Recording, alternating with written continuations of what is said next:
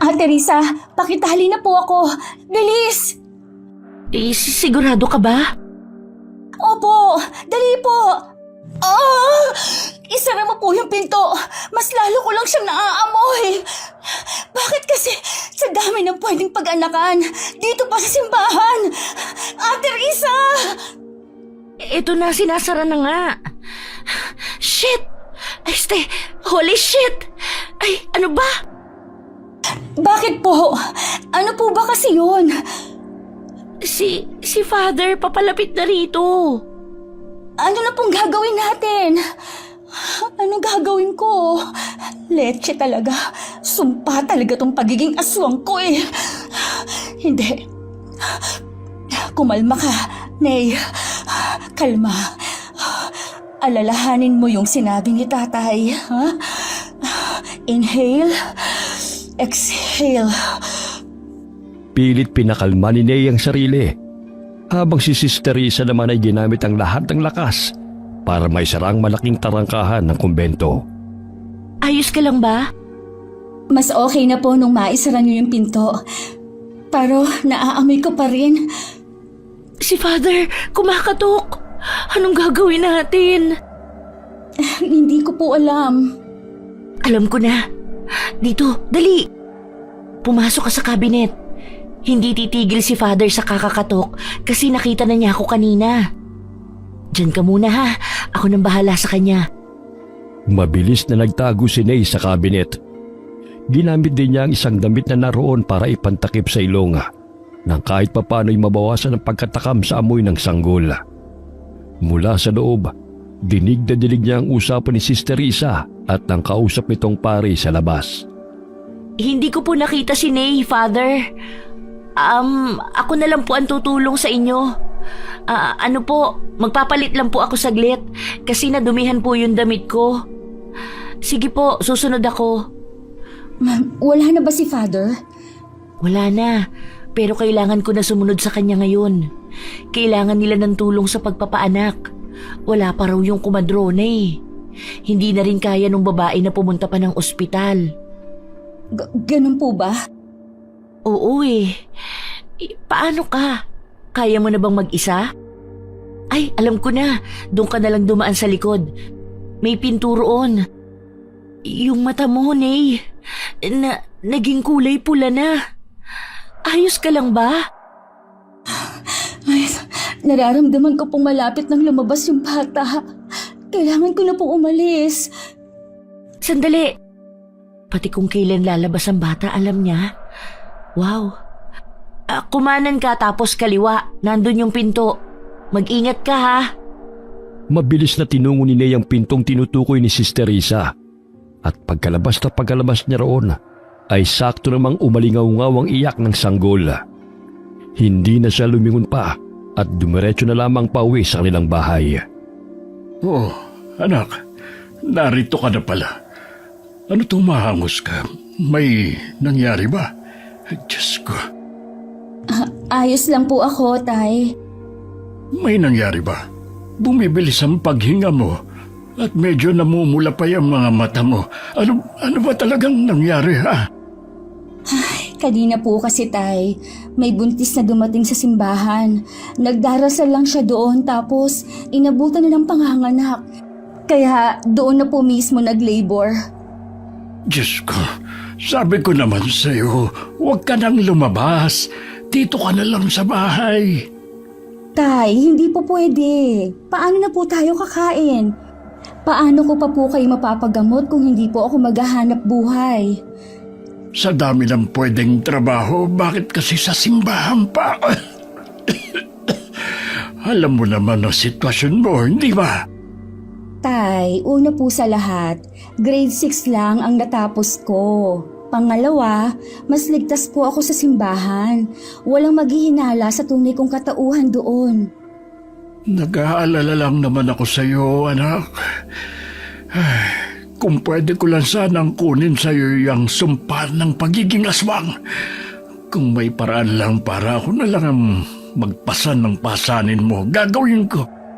Tay, pag-uusapan na naman po ba natin to? Pasensya na, anak. Pero kasi Mas ayos kung ako na lang. Malapit na rin naman akong mamatay. Tay, ano ba? Huwag nga po kayong ganyan. Hindi ko po hahayaang mamatay kayo. Pero anak, Pwede ba, Tay? Pagod ako. Huwag na po nating pag-usapan to. Hindi na rin naman magbabago ang desisyon ko. Padabog na lumabas ng bahay si Nea at nagtungo sa likod bahay kung saan naroon ang kanilang kusina. Hindi niya maintindihan kung bakit parang napakadali na lamang para sa ama niyang sumuko habang siya'y pilit na lumalaban. Nay, nasaan na po ba kayo? Bakit niyo naman po kami iniiwan ni tatay? Dahil ba sa kalagayan niya? O dahil isa akong aswang? hindi tayo iniwan ng nanay mo dahil aswang ka. Hala, naku po! Tay! Bakit po kayo bumangon? Sabi ko naman po sa inyo, di ba? Na huwag na muna kayong magkikikilos. Bigla na lang po kayong sumasabat sa akin. Ginulat niyo po ako. Anak, may karamdaman lang ako pero hindi naman ako baldado.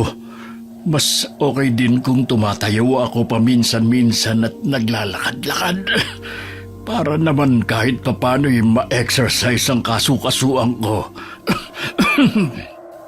Tulungan ko na po kayo. Maupo nga ho muna kayo dito. Sige, salamat. Ay, ano pong ibig ninyong sabihin na hindi umalis si nanay dahil sa akin? Ha, Tay? Ano po ba talaga ang dahilan kung bakit tayo iniwan ni nanay? Kagaya nga ng sinabi ko, may ibang pamilya na ang nanay mo. Nawala na raw ang pagmamahal niya sa akin kaya niya ako iniwan. Pero hindi yun dahil sa sinumpakang maging aswang. Nawala na ang pagmamahal? Ay, Saglit na natahimik ang mag-ama. Ramdam ni Nay na may itinatago ang kanyang ama. Mga katotohanan ang ayaw nitong sabihin.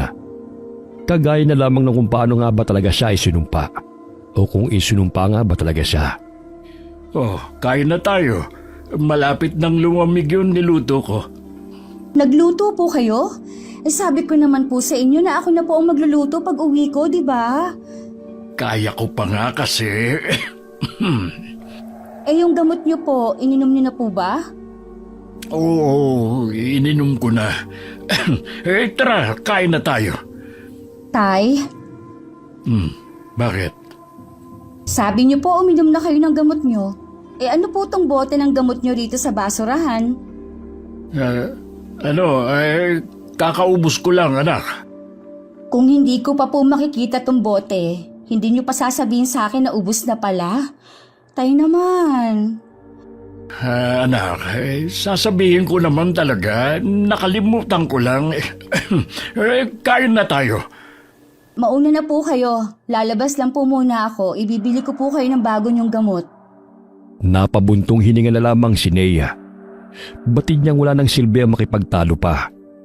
Pag-uwi niya mula sa butika, mahimbing nang natutulog ang kanyang ama. Kaya't dumiretso na lamang siya sa higaan. Maaga pa siya kinabukasan para tumulong sa solisitasyon ng simbahan. Nay! Be! Tara na! Nariyan na po! Tay, mauna po kami ha. Yung binili ko pong gamot sa inyo kagabi, inumin niyo po, ha? Oo, mag-iingat kayo, ha?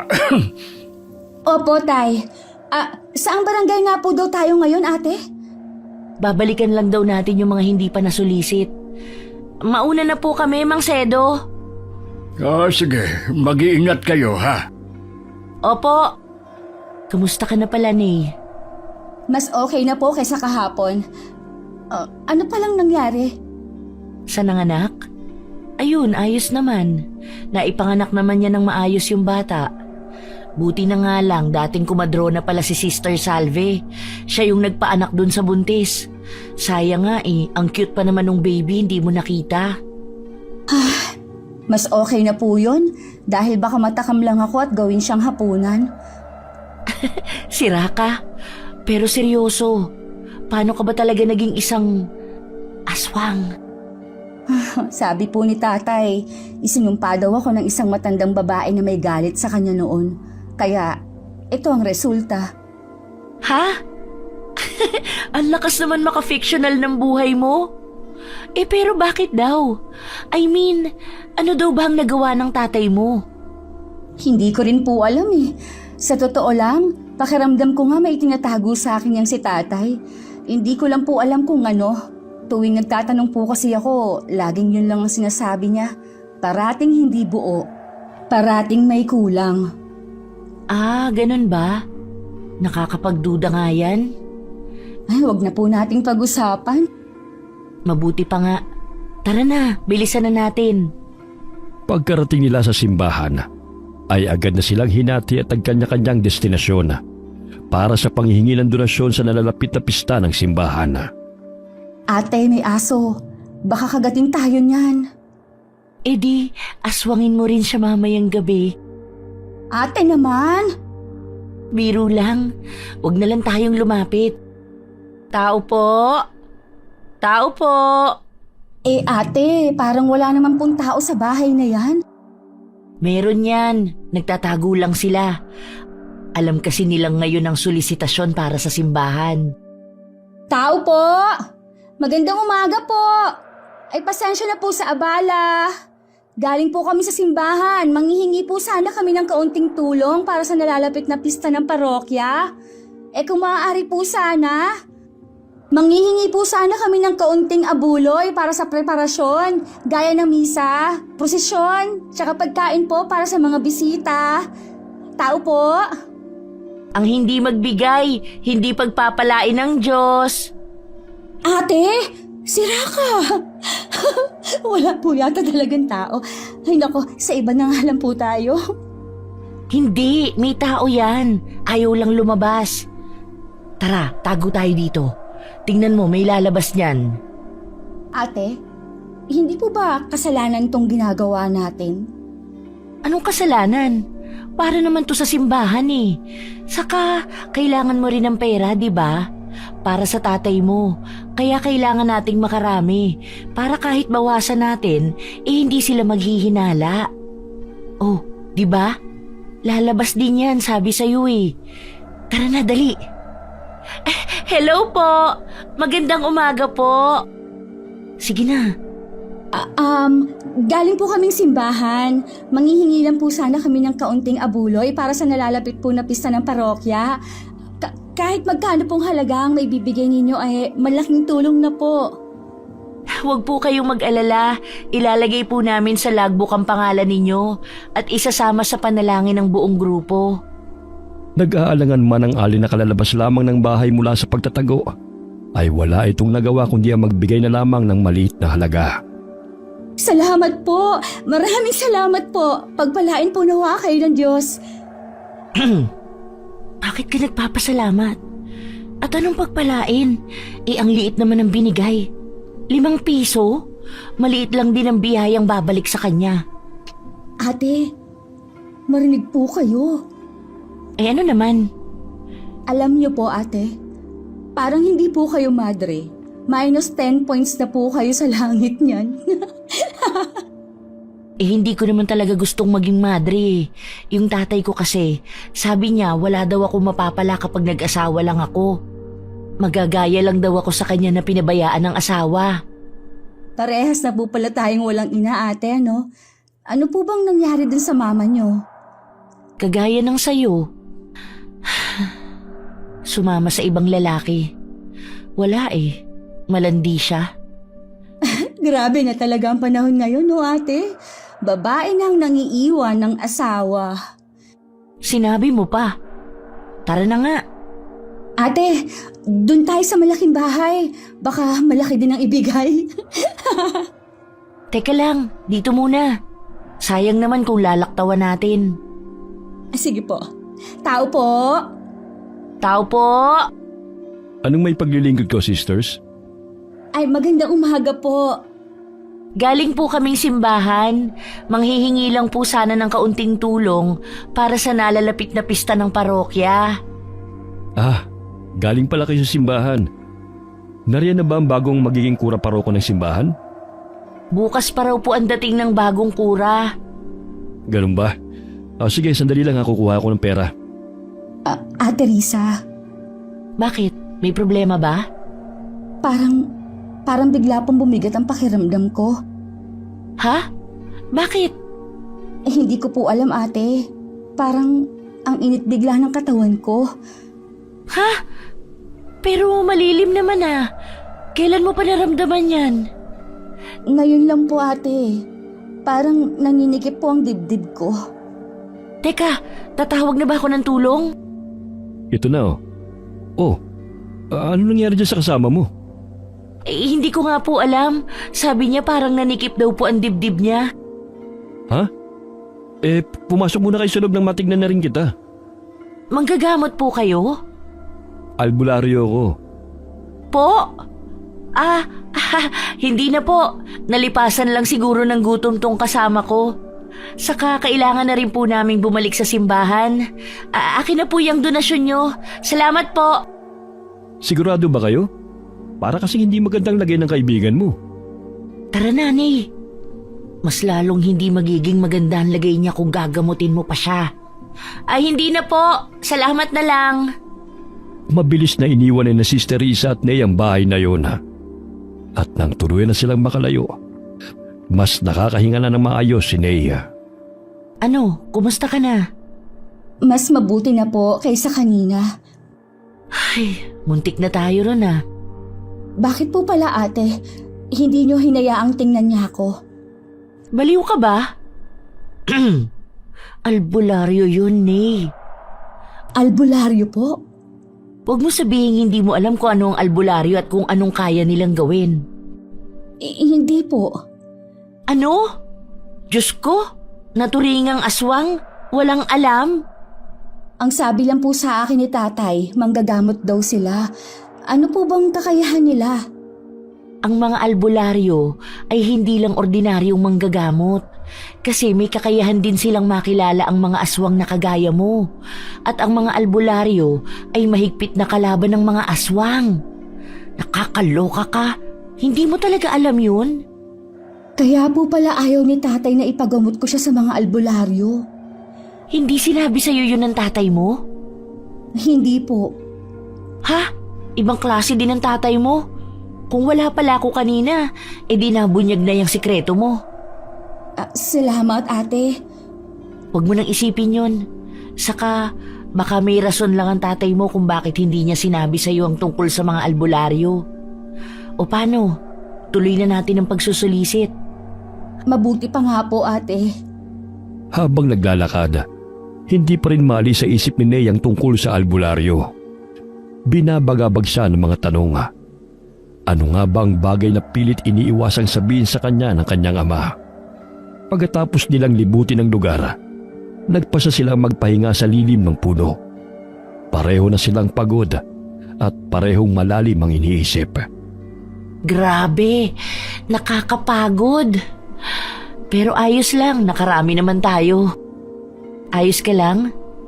Ha? Opo, ayos lang. Iniisip mo pa rin ba yung tungkol sa sinabi ko kanina? Napapaisip lang po ako, ate. Ano pa kaya yung mga hindi sinasabi sa akin ni tatay? Isipin mo na lang, baka ginawa yun ng tatay mo para protektahan ka.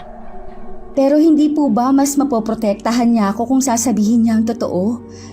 Baka natatakot lang siya, Ney. Kausapin mo na lang pag uwi mo. Ang mabuti pa, bilangin na natin tong nalikom natin. Tingnan mo oh, medyo makapal-kapal din. Kasing kapal ng mukha ng babaeng nagbigay ng piso kanina. Oo nga. Ang kapal no? Para sa simbahan naman to eh. Teka, 100, 150, 150, plus 500. Magkano nga? 650, ate. Oo. Tapos may nagbigay pa ng 1,000 at 238 lahat ng barya. Pa-compute nga. 1,888 po lahat. Pwede na rin. Hindi na masama. O heto, kunin mo. Para saan po to? Porsyento mo. Bilisan mo na, baka may makakita pa sa atin. Salamat po, ate. Pasensya na po ha. Nadadamay pa po kayo sa kasalanan ko. Ano ka ba? Ginagamit mo naman yan para sa gamot ng tatay mo. Hindi sa masama. Maiintindihan din ng Diyos ang sitwasyon mo. Kaya huwag ka nang umiyak dyan. Tara na sa simbahan. Magdasal na lang tayo at humingi ng tawad. Tahimik silang naglakad pabalik sa simbahan. Bit-bit nila ang pera para sa parokya. Pagdating nila, naabutan pa nila ang misa. Sakto lang pala, hindi pa tapos ang misa ni Father. Tara, upo muna tayo ron. Sige po, ate. Excuse po. Thank you po. Hay, nakaupo na rin. Ate, ang sarap ng ganitong katahimikan, ano? Parang kahit papaano, napapayapa ang isip mo. Ate, kayo po, ano po ang iniisip nyo? Sa sobrang payapa, nakatulog na siya. Ay, kung hindi ito nakasuot ng pangmadre, hindi mo talaga iisipin madre pala siya. Ate? Ate, gising. Oh, ha? Nakatingin po dito sa atin si Father. Ha? Saan? Sa altar, ate. Hala, nakatulog na pala ako. Ang bilis niyo nga pong nakatulog eh. Ate, si Sister Salve nakatingin po dito. Yung resibo, yung sobre. Nasaan? Resibo? Po? Nasa inyo po, di ba? Ha? Wala. Wala sa bulsa ko. Hindi ko ba binigay sa'yo? Hindi po, ate. Sigurado po kayong wala dyan. Wala talaga. Baka po nalaglag lang. Ayun lang po, sa kaliwang paa nyo. Nandito lang pala. Akala ko nawala na. O sige, puntahan ko na muna si Sister. Sige po. Pagkatapos ng misa, mabilis na tumayo si Sister Risa habang naiwan naman si Nay na nakaupo. Pinanood niya si Sister Risa na kaagad pinagsabihan ni Sister Silva matapos mahuling natutulog habang nagsisermon ng pare. Tumayo na rin si Nay at sumunod kay Sister Risa upang tumulong sa paghahanda para sa pagkuha ng mga handog. Grabe si Sister, para akong batang nahuli sa klase. Daig pa nanay ko kung pagalitan ako. Kasi naman ate, tulog na tulog ka talaga. Akala ko nga nagdarasal ka lang yun pala. Humihilig ka na? Ay, hindi nga. Joke lang po. Hindi naman po kayo humihilik. Tumulo lang po yung laway nyo. Emi ka talaga. Ay, napalakas yata boses ko. Sorry po. Tara na nga, mangolekta na tayo. Salamat po. Pagpalain po kayo ng Diyos. Thank you po. Grabe, ang laki ng bigay nung lalaki dun, oh. Mayaman siguro yun. Gwapo pa. Hoy ate, baka po may makarinig sa'yo, isumbong ka pa. Mapapagalitan ka na naman. Ayos lang. Tara na, Nay. Hoy, ayos ka lang? Ha? Para ka nakakita ng multo dyan. Wala po. Para lang kasing may nakita akong pamilyar na mukha. Ha? Sino? Namalikmata lang po yata ako. Hayaan niyo na po. Panay ang lingon niya sa paligid para hagilapin ang tingin ng nakitang babae. Alam niyang imposible, pero hindi niya maiwasang makaramdam ng kaba. Ayos ka lang ba? Sino ba kasing hinahanap mo? Para kasing... Wala ate. Malabo yun. Imposible. May buntis ba rito? Yung albularyo ba? Ano? Hindi ate. Mas familiar pa po. Parang si nanay. Parang nakita ko po si nanay. Pero imposible po yun. Malabo po talaga na pumunta siya dito. Baka naman namimiss mo lang ang nanay mo. Baka nga po. Tapos na po ba kayo? Dalhin na po natin to sa kaban ng parokya, yung mga handog. Wait lang, Nay. Bakit po?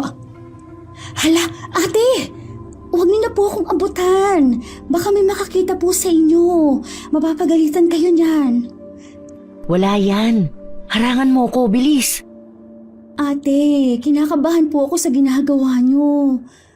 Ano ka ba? Kailangan mo tong pera, di ba? Saka kung mahuli man, di mahuli. Mas gugustuhin kong mismong simbahan ang magtanggal sa akin bilang madre. Ayaw niyo po talaga maging madre, ano? Sino ba kasing gustong maging madre? Walang kalayaan, parang nakakulong. I mean, pwede ka namang maglingkod sa Diyos at mag-asawa at the same time, di ba? May point naman po kayo pero kasalanan pa rin tong ginagawa natin, ate. Kung hindi ko nga lang po talaga kailangan ng pera hindi ko naman po gagawin to. Hindi na po ako mangungupit ng pera para sa Diyos. Pero kailangan mo. Nay, tao tayo. Likas sa tao ang pagiging makasalanan. At itong mundo, pinipili tayo nitong maging makasalanan. Isa pa, habang buhay ka, tayo, hindi mo maiiwasan ang kasalanan. Alam mo kung anong mahalaga? Magbago po? Bukod doon, Ay, ano pa po? tanggapin ang kasalanan, umamin sa pagkakamali, matuto, magbago, at huwag nang uulitin ang parehong pagkakamali, lalo na kapag nabigyan ka ng pagkakataon na hindi na yun ulitin. Yun ang mahalaga, ang aminin mong tao ka lang, nagkakamali at kailangan mo ang Diyos. Ay, lalim naman po nun, ate. Pwede na bang malunod? Corny niyo po, ate, ha?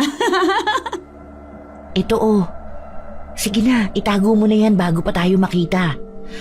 Pandagdag na rin sa gamot at pagpapacheck up ng tatay mo. Salamat po talaga, ate.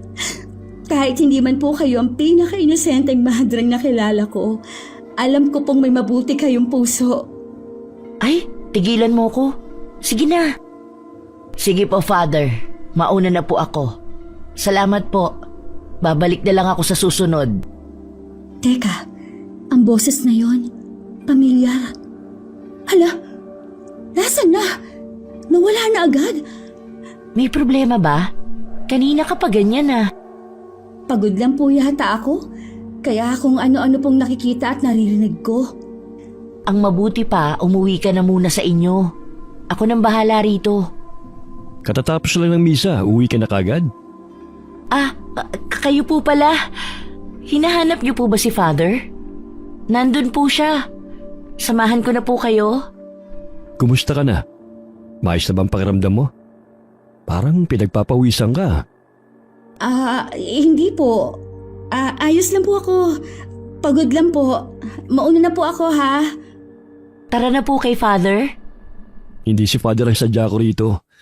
Gusto ko sanang umatid ng misa pero tapos na pala. Ganun po ba?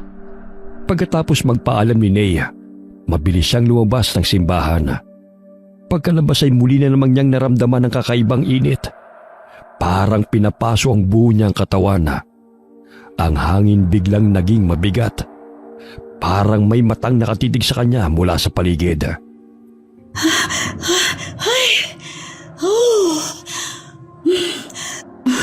Muntik na ako dun, Ayos ka lang ba? Nay! Bakit? Para ka na namang nakakita ng multo. Kasi... hallucination ko lang ba yun? Pero sigurado ako sa narinig ko. Hoy! Ano bang binubulong-bulong mo dyan? Ate, may nakita ka po bang babae dito sa likuran ko kanina? Ha? Mag-isa ka lang naman.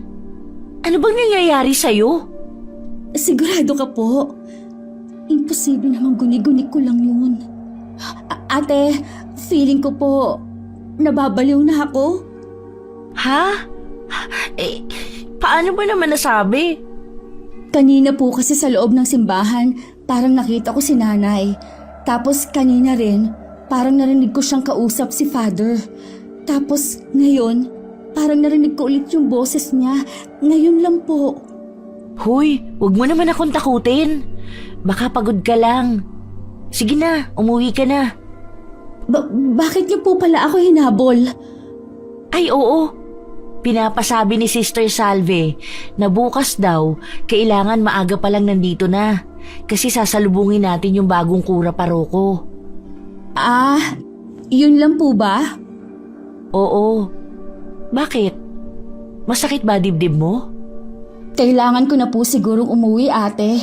Naninikip na naman po kasi yung dibdib ko eh. Dahil po siguro to sa presensya ng albularyo. O sige, gusto mo bang ihatid na kita? Hindi na po. Kaya ko na. Sigurado ka? Opo. O sige, mag-iingat ka. Habang papalayo siya, halos hindi na niya maramdaman ang mga paa niya sa lupa. Bawat hakbang ay parang may bumibigat sa dibdib niya. Hindi niya alam kung dahil sa pagod, sa takot, o sa presensyang hindi niya maintindihan. Nang makarating sa tapat ng kanilang bahay, wala na siyang ibang gustong gawin kundi mahiga.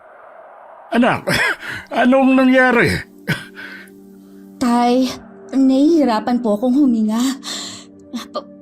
Anong gagawin ko? Dito, maupo ka muna rito. Pahingi po ako ng tubig. Ay, sige, kukuha ako ng tubig. Sandali lang. Oh, etong tubig. Ano bang nangyari, anak? Ay, Diyos ko. Anak, ano ba talaga nangyari, ha? Ay, kinakabahan na ako. Bakit ka ba nagtatalukbong? Alisin mo nga yan. Hala, bakit ka nanginginig?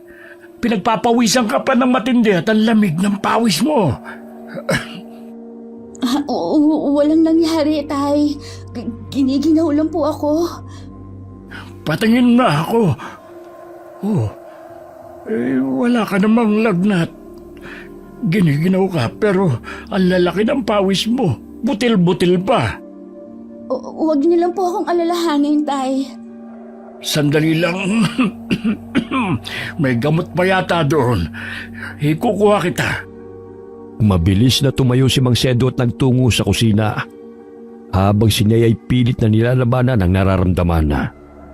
Hindi niya maintindihan kung bakit bigla na lamang nag-iba ang pakiramdam niya pagka-uwi ng bahay. Bago pa man makabalik si Mang Sedo, ay may kumatok na sa pinto ng kanilang bahay. Ney? Ney, nariyan ka na ba? Mang Sedo? Si Risa po ito, yung kaibigan niyang madre. Tay, may tao po sa pinto. Sandali. Nariyan na.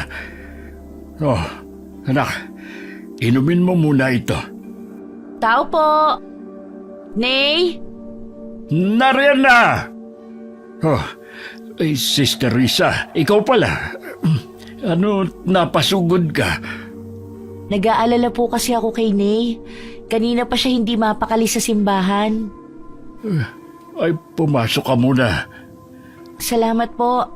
Si Ney po pala. Ayan, grabe ang panginginig sa lamig. Ney? Ayos ka lang? Ate, Risa, ano ba talaga nangyari ka ni? ate, Ano po, pasensya na, Ney. Pero tingin ko kailangan ng malaman ng tatay mo to. Ano ba kasi yun? Kinakabahan na ako. Kanina po kasi, habang nagsusulisit kami ng donasyon para sa simbahan, may nalapitan po kaming albularyo. Ano? Anong ginawa sa'yo ng albularyo, honey? Ay, wala naman pong ginawa ang albularyo, Mang Sedo. Kay Ney. Siguro? Ay, wag po kayong mag-alala. Kakausapin ko po siya. Bukas na bukas din. O kung gusto niyo po, ngayon na. Hindi kailangang malaman ng albularyo ang lagay ni Ney. Lalo lang natin siyang ilalapit sa panganib kapag kinumpirma pa natin ang hinala ng albularyo. Ano na pong gagawin natin? Pwede bang pakiabot ang kahon na naroon? Yung nasa taas po ng kabinet? Oh, yun nga. Sige po, sandali lang. Anak, tatagan mo ang loob mo. Sumpa lang yan. Hindi ka niyan matatalo. Eto na po, Mang Sedo. Salamat. Pakikuha naman ako ng malinis na palanggana sa kusina, Risa. Opo. Palanggana lang po ba? Hindi ko na po lalagyan ng tubig? Lagyan mo na rin. At saka pakikuha na rin ako ng bimpo. Nasa ibabaw yun ng drawer. Sige po. Malamig na tubig lang, ha? Opo. Heto na po, Mang Sedo. Ano po palang gagawin nyo? Nung binata pa ako, minsan na akong katuwang ng isang albularyo. Kaya kahit papano may kaunti akong kaalaman. Sana nga lang ay sumapat.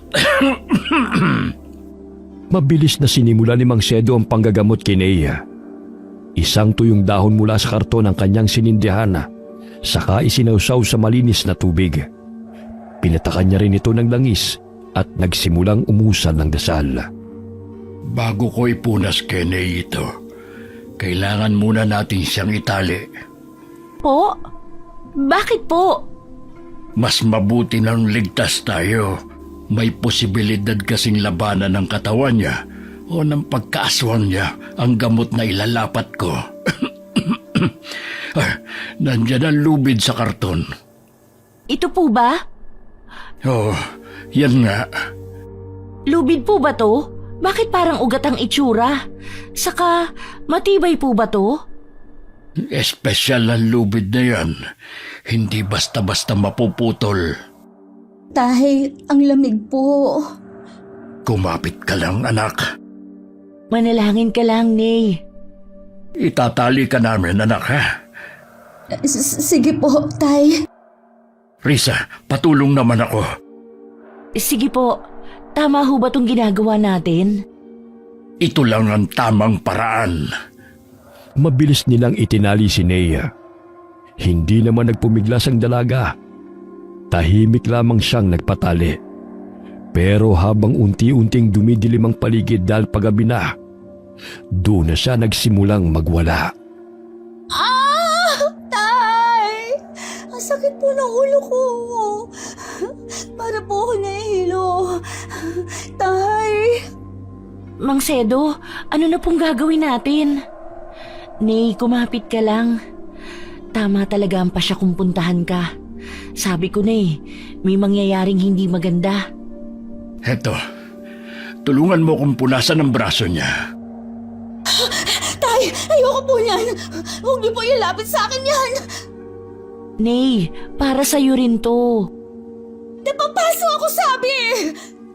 Ituloy mo lang ang pagpupunas, Risa. Po? Opo.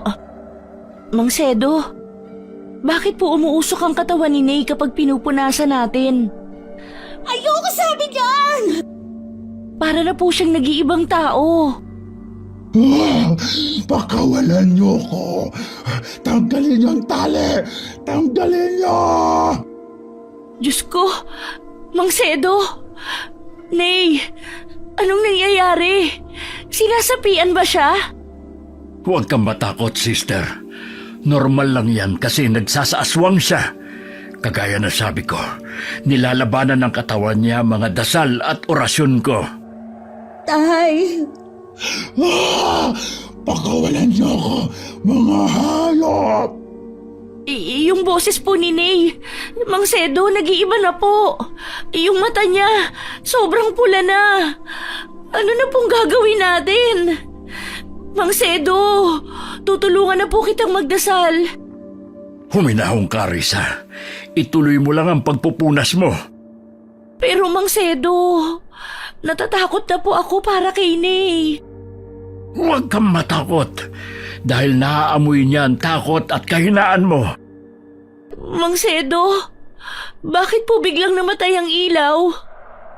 Brownout po ba? Wala po bang kuryente? Mang Sedo, ano pong nangyari? Bumalik na ang ilaw pero si Ney po, saan siya nagpunta? Nalintikan na. Nakatakas siya. Hanapin natin. Bilis!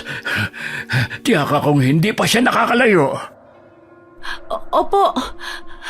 Ney, nasaan ka? Anak! Alam kong nariyang ka lang. Hindi ito ang tamang oras para makipagtaguan. Ney, wag mo naman kaming takutin. Saan po kayo pupunta, Mang Sedo? Lalabas ako. Titignan ko kung nando si... Nay, siya yun. Sigurado ako. Pero Mang Sedo, gabi na po eh. Bahala na nga. Pero anong gagawin ko? Pambihira naman talaga. Sandali lang po. Habang hindi maganda ugaga si Mang Sedo at Sis Teresa sa paghahanap kay Nea, pilit namang nilalabanan ni Nea ang sarili habang nagtatago sa silong ng bahay nila. Inhale.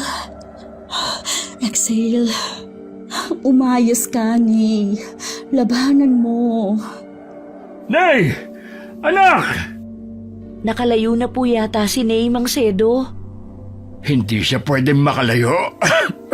Ang buwan. Ano pong meron sa buwan?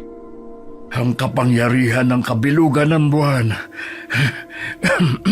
Yan ang humihila kay Ney. Kailangan natin siyang mahanap bago pa mahuli ang lahat. Pero, hindi pa naman po tuluyang bilog ang buwan. Kaya nga kailangan na nating maagapan. Ney! Anak! Hindi. Oh! Narinig niyo po yun? Parang nanggagaling sa silong. Mang Sedo, kaya niyo po ba? Hindi pa po kayo magaling. Huwag niyo na lang pong pilitin ang sarili niyo. Mabuti pa pong ipanalangin na lang natin si Ney. Hindi. Kaya ko. Ney! Anak! Kahit mahirap, pinilit ni Mang Sedo na hanapin ang anak, habang si Ney naman ay tuluyan ng di napigilan ng pagsasaswang. Sa kalagitnaan ng gabi, umalingaw-ngaw ang pagaspas ng kanyang pakpak at ang tunog nito'y kagaya ng isang wakwak. Kinaumagahan na, nagising si Nea, pagod at walang maalala, pero mas bumuti na ang pakiramdam niya. Tay? Ney! Anak! Tay, bakit po kayo umiiyak? May nangyari po ba? Huwag ka munang bumagon. Kumusta ang pakiramdam mo? Pagod po, pero mas okay na po ako kaysa kahapon. At pakiramdam ko mas lumakas na po ako. May problema po ba, Tay? Wala. Wala ka bang maalala kagabi? Kagabi po? Ano pong nangyari kagabi? Ano pong ginagawa ni Ate Risa dito? Ney, gising ka na pala. Kumusta? May masakit pa ba sa'yo? Mainit pa rin ba ang pakiramdam mo? Ano? Wala na po. Ayos na po ako. Kung may nagawa man po ako kagabi, pasensya na po. Nasaktan ko po ba kayo? Tay, ano po, ayos lang po ba kayo? May problema po ba? Bakit po ganyan ang mga tinginan ninyo? Wala naman. Maghahanda na po ako ng almusal. Sige, tutulungan na kita.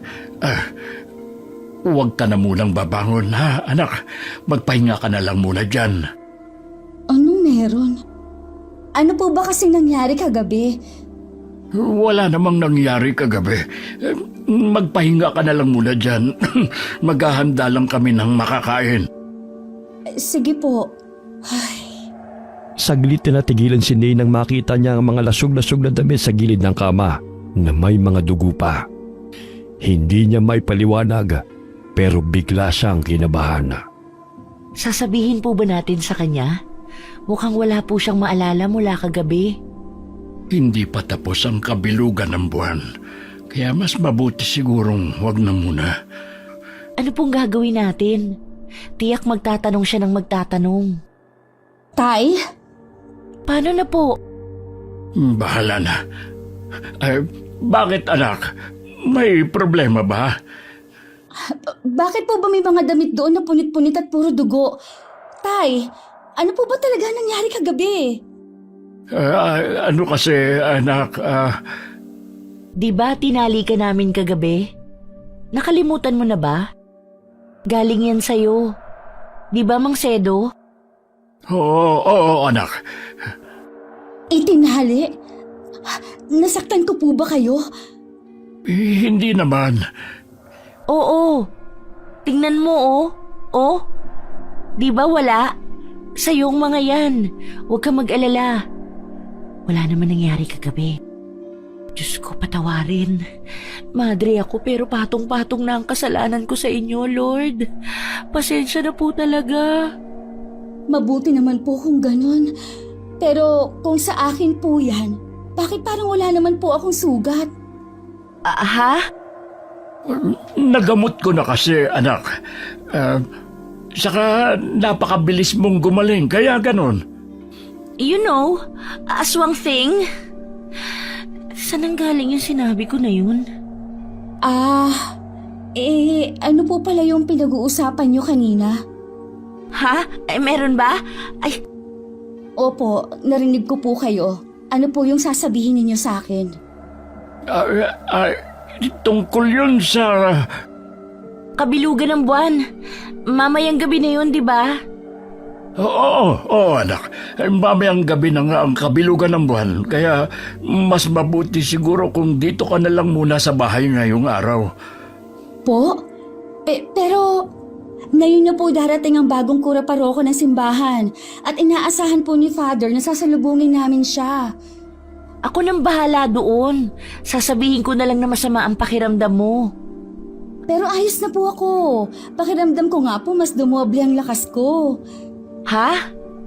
Saka sa gabi pa naman po ang kabilugan ng buwan, hindi po ba? Aagahan ko na lang pong umuwi. Pero anak...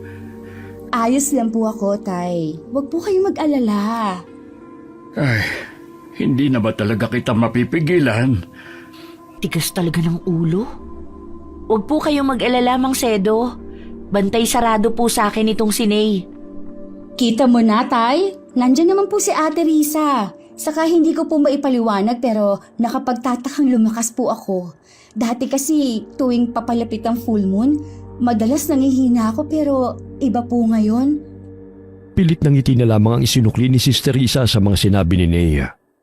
Pagkatapos nilang kumain, agad silang umalis at nagtungo sa simbahan. Pagkarating doon, naghahanda na ang lahat para sa pagdating ng bagong kura paroko. Napagalitan pa sila ni Sister Salve dahil hindi umuwi si Risa buong gabi. Pasensya na po, sister. Nagka-emergency lang po sa bahay nila, Ney. Patawad po. Kasalanan ko po, Sister Salve.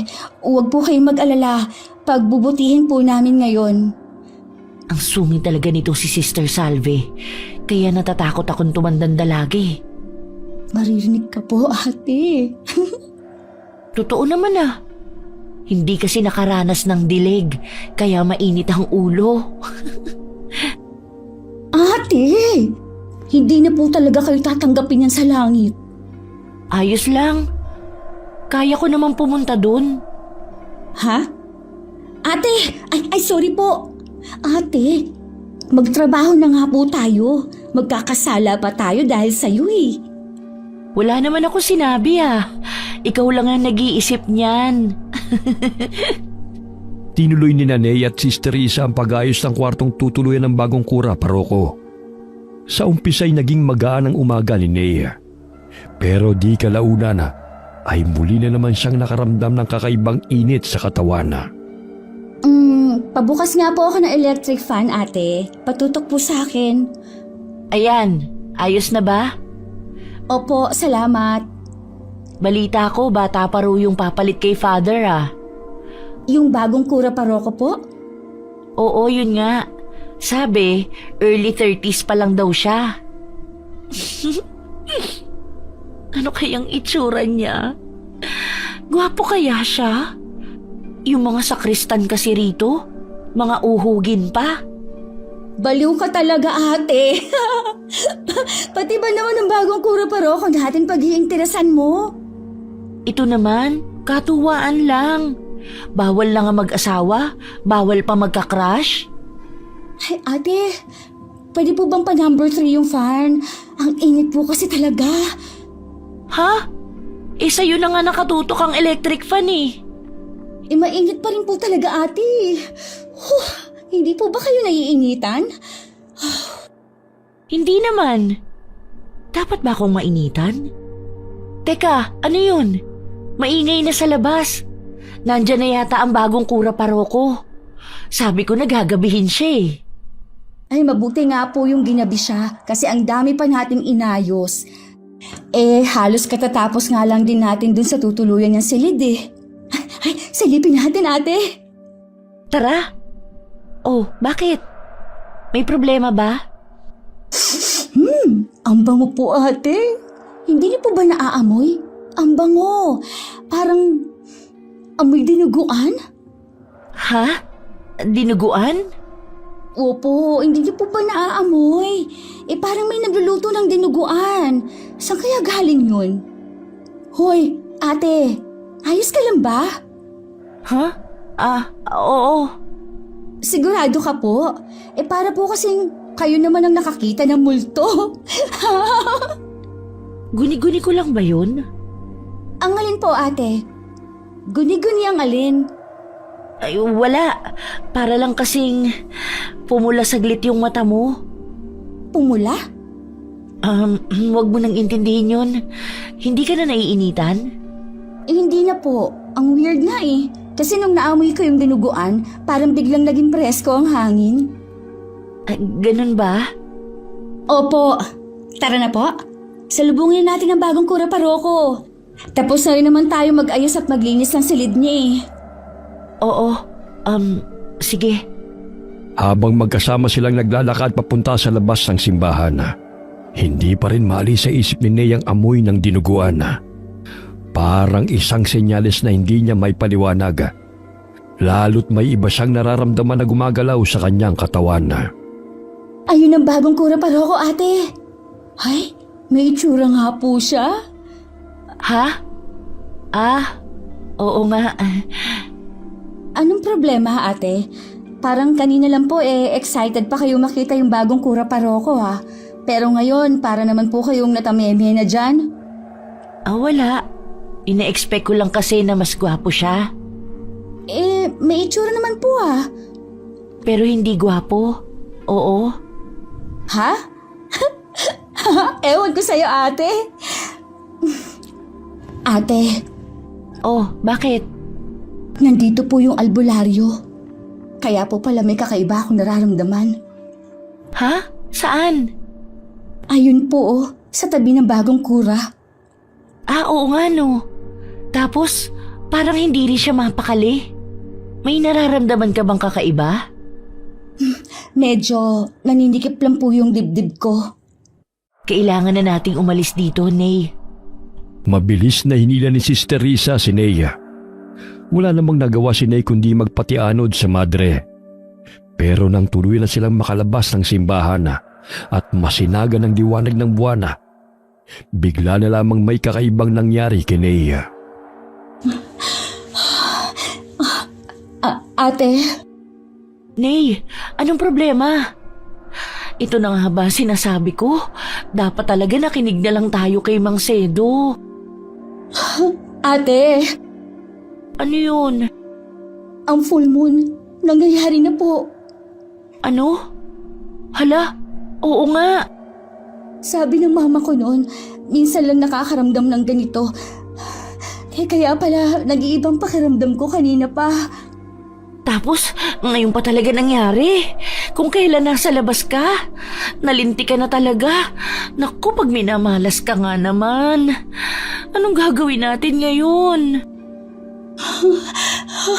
Hindi na po ako aabot pa sa bahay. Kailangan po nating makahanap ng mapagtataguan dito. Kailangan niyo po akong itali. Bilisan na po natin. Sige. Oh, kayo pala. Ano nga ulit ang pangalan nyo? Puwisi talaga? Bakit ngayon pa? Risa po. Ito naman si Ney. Umarte ka lang ng maayos, Ney. Huwag kang papahalata. Ako nga pala si Aro. Tawagin nyo lang ako Manong Aro. Yun naman ang tawag sa akin ng lahat eh. Ay, sige po, Manong Aro. Pero mawalang galang na po. Mauna na po kami. Sandali lang. Bakit ba para kayong laging nagmamadali? Ayos lang ba yung kasama mo? Ayos lang po siya. Ayos lang po ako.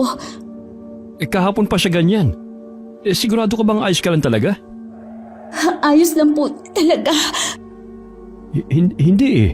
Parang hindi ka naman ayos. Kapwa sila natigilan ng biglang dumating ang asawa ni Manong Aro. Akala nila'y makakahinga na sila ng maluwaga. Pero mas lalong nanikip ang paligid nang mapansin ni Ney ang bilog na tiyan ng babae. Sa tansya niya, malapit na itong manganak. Yari na. Nay, ayos ka lang? Ate, umalis na tayo dito. Bilis! Ay, pasensya na po pero mauna na po kami. Sandali lang. May pakiusap sana ako eh. Po? Ano po yun? Sa kumbento ba ang punta nyo? Baka pwede nyo samahan ng asawa ko. Kailangan kasi ako sa loob. Kaya kung pwede, kayo na lamang sanang sumama sa kanya. Po? Hindi po pwede. Bakit naman? Hindi po kasi doon ang punta namin. Ganun ba? Gusto kasi ng asawa ko makausap si Sister Manuela. Kaso wala siya sa loob. Sabi, nasa kumbento raw. Hindi nyo ba talaga siya pwedeng samahan? Saglit na nagkatinginan sina Sister Risa at Nea. Malalim ang buntong hininga ni Nea. Maya-maya'y mas lalo niyang nalanghap ang mabangong amoy ng buhay na sanggol sa sinapupunan ng asawa ni Manong Aro. Hindi ko na po kaya, ate. Ate, ang enerhiya ng buwan at ang bata sa sinapupunan ng asawa ni Manong Aro. Mas lalo akong nagiging mapusok. Nagmamadali po kasi talaga kami. Pasensya na po. Tara na, Nay. Ate. Ayos lang ba talaga ang kasama mo? Opo, pasensya na po. Kailangan na talaga naming umalis. Mabilis na inalalaya ni Sister Risa si Ney palayo at dinala sa likod ng kumbento kung saan naroon ang lumang silid imbakan. Doon agad niyang tinali ng mahigpit ang kamay at paa ng dalaga.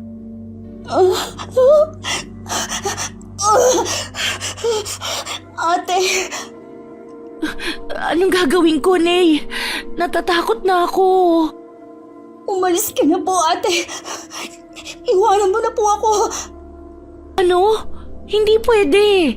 Hindi kita iiwan. Ate!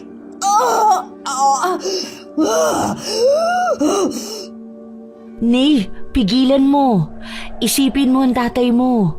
Paano na lang kapag nalaman nila ang katauhan mo? Paano na ang tatay mo? Sino nang mag-aalaga sa kanya? Hindi kakayanin ni Mang Sedo na mawala ka, Nay. Lumaban ka. Heto, hawakan mo ang rosaryo. Magdasal tayo. Ama namin, sumasalangit ka. Kasabay ng pagkaputo ng rosaryo ni Sister Risa ay ang pagpula ng mga mata ni Nea at ang mabilis na pagtubo ng balahibo niya sa katawan. Mabilis na napatras sa takot si Sister Risa at nang akmang aalulong na ito ay mabilis na pinasaka ni Sister Risa ng tela ang bibig ng dalaga. Pasensya na, Nay, pero hindi ko hahayaang marinig nila ang alulong mo. Ang dami ng tao sa labas. Nandun pa ang bagong kura at ang albularyo. Tiyak na hindi ka nila bubuhayin pag nakita ka nila. Ha? May sinasabi ka ba? Hindi kita maintindihan. Shh! Huwag kang maingay. Parang may tao sa labas. Diyos ko naman, ano ba naman to? Parang dito ko narinig yung alulong. Patay. Si Manong Aro yun, yung albularyo. Kausap niya ang bagong kura. Paano na? Pasensya na, Nay, pero hindi ka pwedeng mag-ingay. Pigilan mo ang sarili mo, ha? May kakaiba talaga sa hangin, sa paligid. Kaninang umaga nga lang may natagpo ang patay na baboy sa tabing ilog. Wakwak ang tiyan at wala nang laman loob. Imposibleng tao may gawa nun. Dahil kung tao yun, malamang sa merkado ang bagsak ng karne at hindi sa tabing ilog. Nay, natagpuan na nila yung baboy na inaswang mo kagabi. Buti na lang talaga at yun lang ang pinag-interesan mo. Nanlaki ang mga mata ni Nay nang marinig ang sinabi ng kaibigang madre. Saglit silang natigilan nang biglang magagulo ang mga tao sa labas. Narinig lang ang usapan nila na ang asawa ni Manong Araw ay manganganak na. Mas lalong naging agresibo si Nay nang marinig yun. Mabilis siyang nilapitan ni Sister Risa at buong lakas na pinigilan. Nay, huwag kang magpumiglas, please. Takti naman oh, bakit ba mas lalo kang lumalakas? Hindi pa ba tapos ang kabilugan ng buwan? Ay, talaga naman, sumabay pa yung buntis. Nay, tumigil ka. Huwag mo akong piliting saktan ka. Anak, huwag mong pigilan.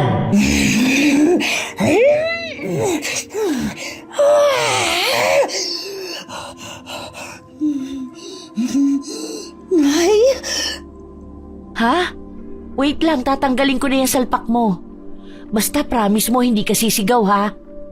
Huwag mong pigilan, anak. Mabango ang amoy, hindi ba? Oh, hayan na, tanggal na. Nay? Ha?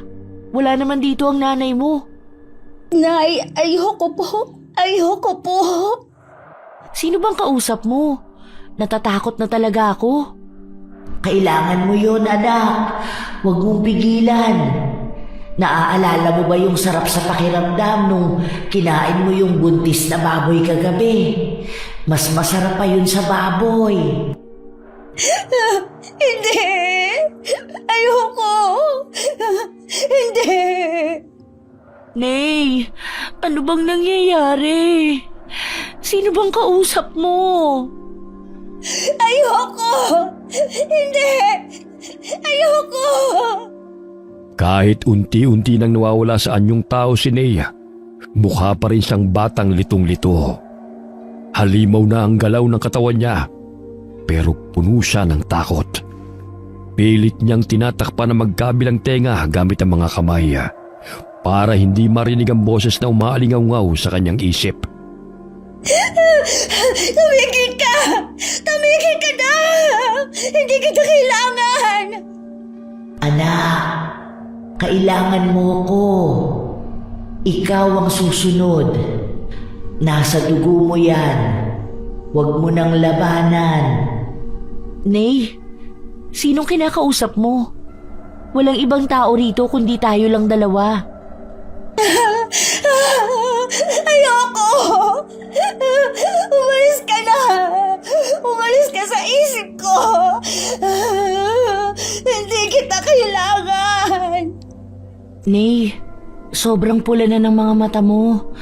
Nanginginig ka. Bakit ka umiiyak? Sabihin mo, paano kita matutulungan? Ate, tulungan mo ako. Ayaw niya umalis. Ayaw niya akong tigilan. Sino ba kasi yun? Ayoko na marinig. Ayoko. Ate, ayoko na marinig ang boses ni nanay. Ha? Pero wala naman dito ang nanay mo Nandito siya. Nandito siya sa ulo ko. Paulit-ulit ang boses niya. Hindi ko alam pero naririnig ko siya. Anong sinasabi niya, Nay? Ang bango raw ng dugo. Ang sarap raw ng laman. Ayoko. Ayoko. Nay, makinig ka sa akin. Nandito ako. Hindi ka nag-iisa, okay? Huwag mong hayaan na kunin ka ng tinig na yan. Tama po kayo, ate. Isinumpa lang ako. Wala sa dugo ko ang pagiging isang halimaw. Mali ka, anak. Hindi totoong isinumpa ka. Dahil bunga kita. Nananalaytay sa dugo mo ang aking dugo. Ano bang sinasabi mo? Umalis ka na. Nagsisinungaling ka. Hindi ka totoo. Totoo ang sinasabi ko. Nagsinungaling sa'yo ang tatay mo. Katulad kita, anak. Kaya yakapin mo ang pagiging aswang natin. Hindi totoo yan! Hindi ka totoo! Umalis ka na! Muling umalingaw-ngaw ang sigaw ni Ney sa loob ng silid-imbakan. Maya-maya'y parang naubos ang lahat ng enerhiya niya sa katawan hanggang sa mawalan ng malay. Pagdilat ng mga mata niya ay nakauwi na siya sa kanilang bahay. Nakahiga sa banig, may basang bimpo sa noo at dama pa rin sa katawan ang pagod na hindi may paliwanag. Sabi niya po, narinig niya ang boses ng nanay niya. Anong klaseng tao po ba talaga ang nanay ni Ney, Mang Sedo? Matagal ko nang inilihim sa kanya ang tunay na katauhan ng nanay niya. Ayokong sundan niya ang yapak ng kanyang ina. Ano pong ibig niyong sabihin? Hindi ordinaryong tao si Melissa, ang ina ni Ney. Kagaya ng anak ko, isa siyang aswang. Akala ko noon nagbago na siya at tuluyang tinalikuran ng pagkaaswang pero nagkamali ako nang mabalitaan kong nambiktima na naman siya.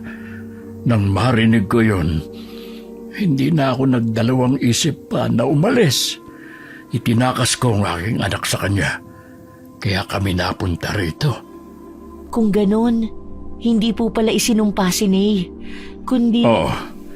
Hinawahan siya ng pagkaaswang ng nanay niya. Siya ang pilit na sinasabi ng kanyang ina na nakatadhanang maging tagapagmana ng angkan nila.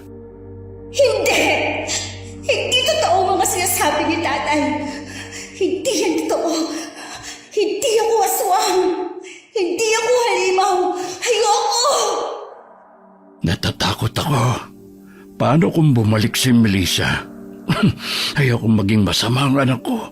Kaya nga hanggat maaari, sana'y ayoko nang ipaalam sa kanya ang lahat dahil mas mahihirapan lang siya. Pero base sa sinabi mo, sister, kinakausap na si Ney ng kanyang ina. Kaya kasi ni Melissa ang kumausap ng mga kalahi niya. Gamit lang ang isip. Isa yun sa mga kakayahan nila. Huli na po kayo, tay. Alam ko na po ang lahat. Narinig ko po lahat. Ney, anak, Huwag po kayo mag-alala, tay. Hindi naman po ako galit sa inyo. Naiintindihan ko po. Malaki na po ako. Hindi ko hahayaang matulad ako kay nanay. Tay. huwag ka munang bumangon.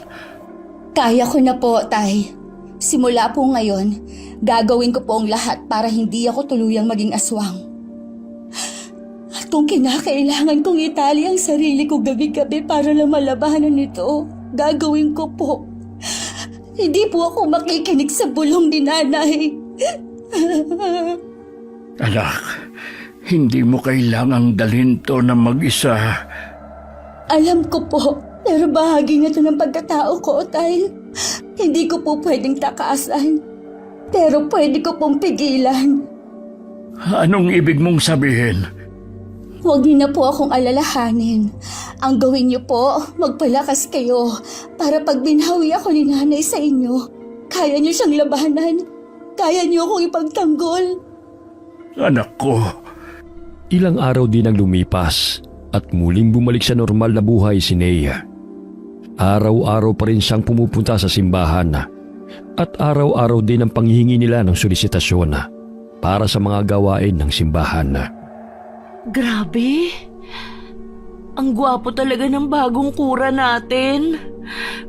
Feeling ko, mahal ko na siya. Sabi niyo po nung una hindi siya gwapo. Ano po ba talaga, ate? Sa kahinaan niyo po ang boses niyo. Hindi lang po tayo nandito. Mangumpisal kaya ako. Mabuti pang hapo, ate. At sabihin niyo na rin po lahat ng kasalanan niyo para mabawasan naman.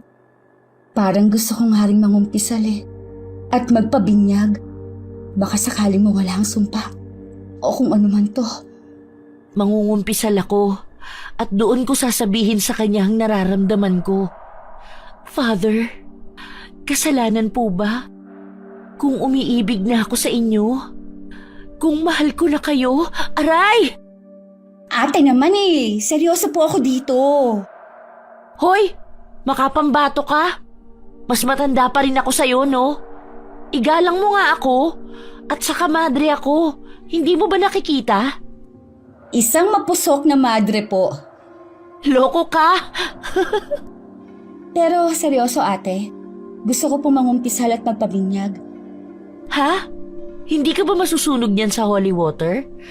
Tuwing nagwiwisik si Father ng banal na tubig, grabe ang iwas mo. Hindi ka masusunog kung mabuti ang intensyon mo. Mariing napalunok si Nea nang biglang sumulpot si Manong Aro at sumabat sa kanilang usapan. Pero hindi tulad ng dati. Hindi na siya nakaramdam ng kung anong kakaibang init sa katawan. Para bang nasanay na siya o sadyang mas naging malakas na siya. Kayo po pala, Manong Aro. Kanina pa po kayo riyan? Ngayon lang. Hinahanap niyo po ba si Father? Oh, nariyan ba siya? Nasa loob po. Gusto niyo po samahan ko kayo? Hindi na. Tama ang pasya mo magpabinyag. Alam mo, hindi lamang panlabas na karumihan ang nililinis niyan, kundi pati ang laman at lalim ng puso. Pero paalala lang, hindi lahat ng nababasa ng banal na tubig ay gumagaling. Minsan, doon pa lang sila nagsisimula magbago. Ang lalim naman po niyan. Tayo na po sa loob? Hindi na. Kaya ko na. O sige na. Ituloy niyo na pinag-uusapan niyo. Sige po. Ang weird talaga minsan ni Manong Aro. Teka, ayos ka lang ba? Ha? Oo naman. Sigurado ka? Wala bang masakit? Hindi ka ba naiinitan? Nilalamig?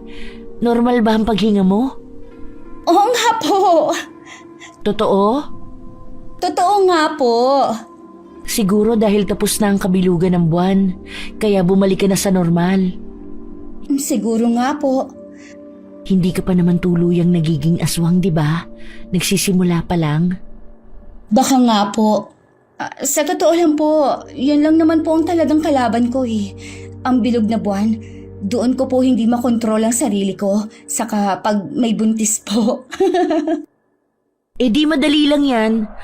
Alamin mo kung kailan ang kabilugan ng buwan para makapaghanda ka. Kung kailangang itali ka o huwag ka na lumabas buong araw, gagawin natin. Tutulungan kita. Salamat po ate. Napakaswerte ko po na nakilala ko kayo. Naku, lalaki ulo ko niyan. Ay, may malaking kalendaryo pala ako sa kwarto ko. Sa'yo na lang, ibibigay ko sa'yo. May buwan doon. Makikita mo kung kailan ang full moon, quarter moon, etc. Sige po ate. Pero ate, sa tingin niyo po ba tama na subukan kong magpabinyag? Alam mo, sa totoo lang, isang patak nga lang ng holy water, parang sinusunog ka na. Paano pa kung ibuhos sa noo mo? Baka magliyab ka na dun sa altar.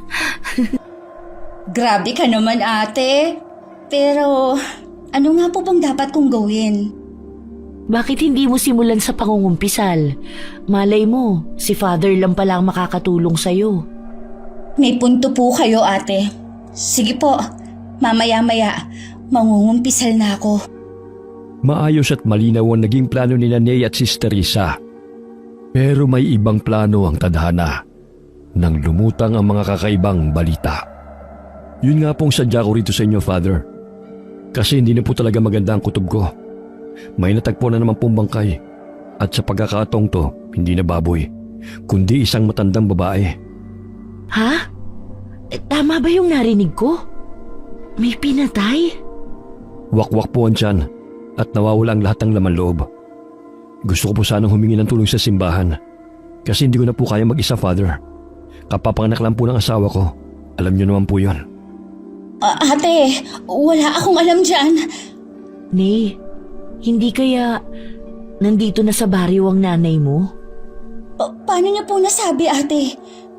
Sabi kasi ni Mang Sedo, itinakas ka lang daw niya at inilayo sa nanay mo para hindi ka matulad sa kanya. Saka nabanggit niya na ikaw ang tagapagmana ng nanay mo. Naisip ko lang, hindi kaya? Huwag naman po sana, ate. Pagkatapos marinig ang balitang yon, maagang umuwi si Nea. Bukod sa ayaw niyang abutan ng dilim na nasa labas, may kutob siyang hindi niya may paliwanaga. Ramdam niya na para bang may nakasunod sa kanya habang naglalakad.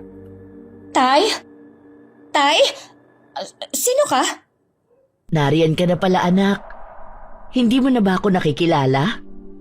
Ako ito, si Nanay. Nay? Ano pong ginagawa niyo rito?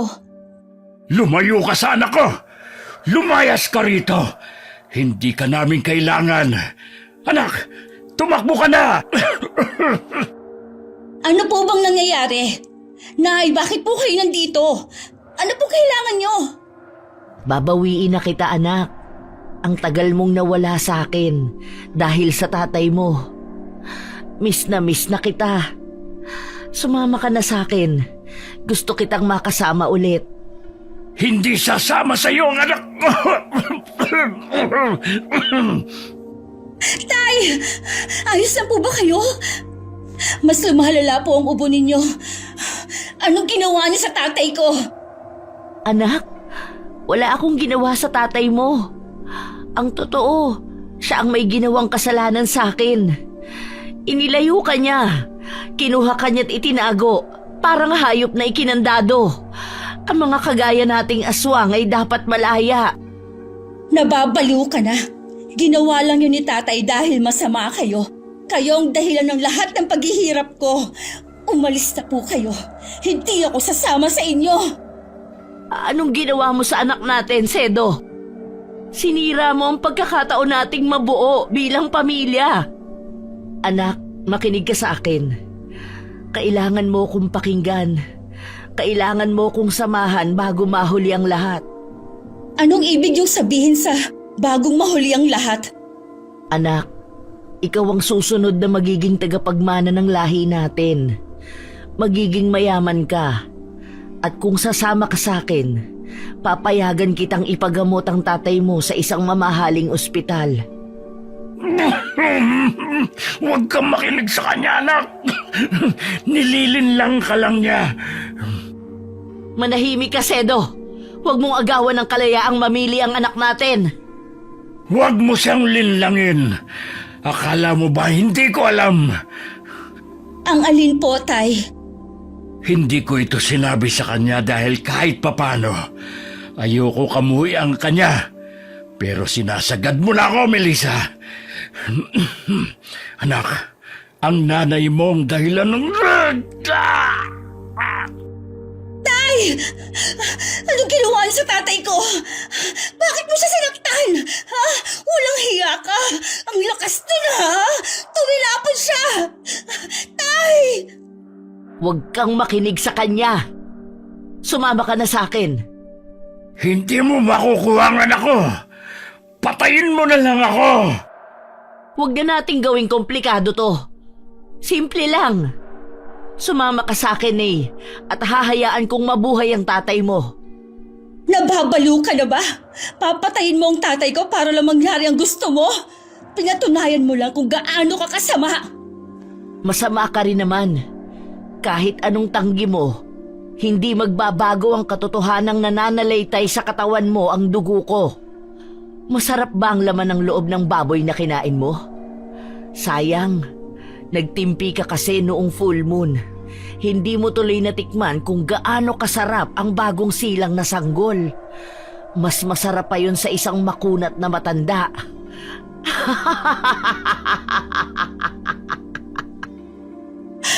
Kung ganon, ikaw ang pumatay sa bagong bangkay na natagpuan. Eh ano ngayon? Aswang ako. Anong inaasahan mo sa akin? Saka mabuting at matanda lang ang pinuntirya ko at hindi yung bagong silang na anak ng albularyo. Pero huwag kang mag-alala. Nakaplano na yun. Napakasama mo talaga. Hindi ka pa rin nagbabago. Hindi ako sasama sa inyo. Hindi ako sasama sa isang baliw at siraulo na kagaya mo. Napakasakit mo namang magsalita, anak. Para namang hindi ka nang galing sa akin. Ayokong gawin to pero ayokong magsisi ka sa huli. Kahit ano pa ang sabihin mo, hindi ako sasama sa'yo. 20 anyos na ako, Nay.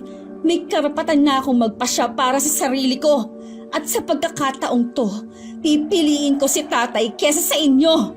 Hindi ako sasama sa isang aswang na sumira ng pamilya namin para lang sa tawag ng laman at gutom. Sige, bibigyan kita ng oras at pagkakataon. Babalik ako. Hindi mo na kailangan bumalik. Buo na ang pasya ko. Para siyang nabunutan ng tinig nang makitang umalis na ang kanyang ina. Pero alam niyang hindi pa doon natatapos ang lahat. Tay, ayos lang po ba kayo? Anak, nag-aalala lang ako. Kilala ko ang nanay mo. Hindi siya titigil hanggat hindi niya nakukuha ang gusto niya. Tay, may dugo na po yung ubo niyo. Kailangan niyo na po talaga magpatingin sa doktor. Hindi na, anak. Wala nang doktor na makakapagpagaling ng sakit ko. Ano pong ibig niyong sabihin? Ang nanay mo, siyang nagbigay sa akin ng sakit na ito. At kahit mapilit mo pa siyang bawiin to, huli na ang lahat. Pero tay, baka naman po may paraan pa. Wala na, anak. Tinatanggap ko na. May tanin na ang buhay ko. Tay, wag naman po kayo magsalita ng ganyan. Tatagan mo ang loob mo, anak. Hindi pa naman ako mawawala ngayon. Sasamahan pa kita sa laban na ito. Kaya magpakatatag ka, ha? Naiintindihan mo? Opo, tay. Opo. Ganyan nga. Kinaumagahan, umagang nagtungo si Ney sa simbahan para manghingi ng tulong. Ang aga mo naman yata ngayon. May nangyari ba? Ate Risa, nagpunta po sa bahay si nanay kagabi. Ha? Huwag tayo dito mag-usap sa simbahan. Doon tayo sa likod, sa may hardin. Hindi na po ate. Wala na pong oras. Nagpunta ako rito para sana magpasama sa inyo. Saan? Kay Manong Aro po. Sa albularyo? Bakit? Mahaba pong kwento. Ipapaliwanag ko na lang po sa daan. Sige, sandali lang at magpapaalam muna ako. Matapos payagan na umalis si Sister Risa, pumunta kagad sila sa bahay ng albularyo. Habang nasa daan ay nagkwento na si Ney sa kaibigan. Kagaya nga po ng sabi ko, nagpunta si nanay sa bahay at gusto niyang sumama ako sa kanya. Ate, siya rin po pala ang aswang na pumatay sa matandang babaeng natagpuan. At ang dahilan kung bakit nagkasakit si tatay. Napakasama niya, ate. Napakasama niya. Tahan, nanay. Magiging maayos din ang lahat. Alam ko pong hindi sasang-ayon si tatay sa desisyon kong lumapit sa albularyo. Pero ate, nakataya rin dito ang buhay ng anak ng albularyo. Anong ibig mong sabihin? Balak ni nanay na biktimahin ang anak niya. Ano? Grabe! Napakasama naman pala talaga ng nanay mo. Tama lang ang pasya mo at sigurado kung maiintindihan ka rin ni Mang Sedo. Oh, nandito na pala tayo. Sandali at kakatok muna ako. Oh, kayo pala. Ano sadya nyo? Ano po? Ayos ka lang ba? Pwede po ba tayo mag-usap sa medyo malayo po rito? Ang mag-ina ko lang ang kasama ko ngayon. Hindi ko sila pwedeng iwan. Si Ate Risa na lang po muna ang magbabantay sa kanila. Pwede po ba yun? Mahalaga lang po ito. Pumayag na po kayo. Huwag po kayo mag-alala, hindi po ako aalis. Sige. Pumayag ang albularyo. Kaya sumama ito kay Ney para makapag-usap sila. Sapat lamang ang layo ng lugar na pinuntahan nila para hindi maamoy ng dalaga ang mabangong halimuyak ng sanggol. Ano bang sasabihin mo't kailangan pang lumayo? Siguruhin mo lang mahalaga talaga to. Sobrang importante po. May aaminin po ako. Naghihintay ako. Siguro naman po napapansin nyo na may kakaiba sa akin. Tama po ang hinala nyo. Isa po akong aswang. Wala po ba kayong sasabihin? Ikaw nagaya makipag-usap at nagsabing may sasabihin ka, hindi ba? Diretsuhin mo na ako. Tulungan niyo po ako. Tulungan ninyo akong puksain ang nanay ko. Hindi ko po ginusto maging isang aswang. Hindi ko po ito pinangarap. At kahit kailan, hindi ko gugustuhin pumatay ng tao para lang mapahawi ang gutom ko. Alam ko pong misyon nyo ang puksain ng mga kagaya ko, pero baka pwede naman po na huwag na ninyo akong ibilang sa mga papatayin ninyo. Kailangan po ako ng tatay ko. May sakit po siya. Isa pa, pabait po ako. Hindi po ako nambibiktima. At bakit ko naman gagawin ang sinasabi mong pagpatay sa nanay mo? Dahil balak ng nanay ko na biktimahin po ang anak ninyo. Ano? Kung tama po ang hinala ko, sa darating na blue moon niya balak gawin. May panahon pa po tayo para pigilan siya. Sa susunod na buwan na yon? Matutulungan niyo po ba ako? Hindi ko alam kung mabuti ba talaga ang intensyon mo o kung ano ang dahilan mo. Lalo na't alam ko ang ginagawa niyong dalawa ni Sister Risa sa likod ng simbahan at sa ngalan ng Diyos. Gusto ko lang malinaw sa iyo. Hindi ko to gagawin para sa iyo. Gagawin ko to para sa anak ko at sa mga taong maaari maging susunod na biktima ng iyong ina. Alam ko pong hindi mabuti. Nagkasala ako, pero gusto ko pong magpasalamat. At pangako po, pagkatapos nito, handa akong magbayad sa lahat po ng kasalanan ko sa simbahan at sa Diyos. Mabuti kung ganon. Pero may isa pa po akong pakiusap. Pwede niyo po bang gamutin ang tatay ko? Hindi po siya aswang. Biktima lang din po siya. Kung maaari po sana, tulungan niyo rin po siya. Gamutin ang tatay mo? Pwede kong subukan. Manggagamot ako, oo. Pero hindi ako naghihimala. Kailangan ko siyang makita para malaman ang kalagayan niya. Maraming salamat po, Manong Aro. Huwag ka muna magpasalamat kaagad. Sa gabing sumapit ang blue moon, kailangan mo nang mamili. Hindi lamang sa pagitan ng nanay mo at ng bayan, kundi sa pagitan ng dilim na dumadaloy sa iyo at ng liwanag na pinipili mong yakapin.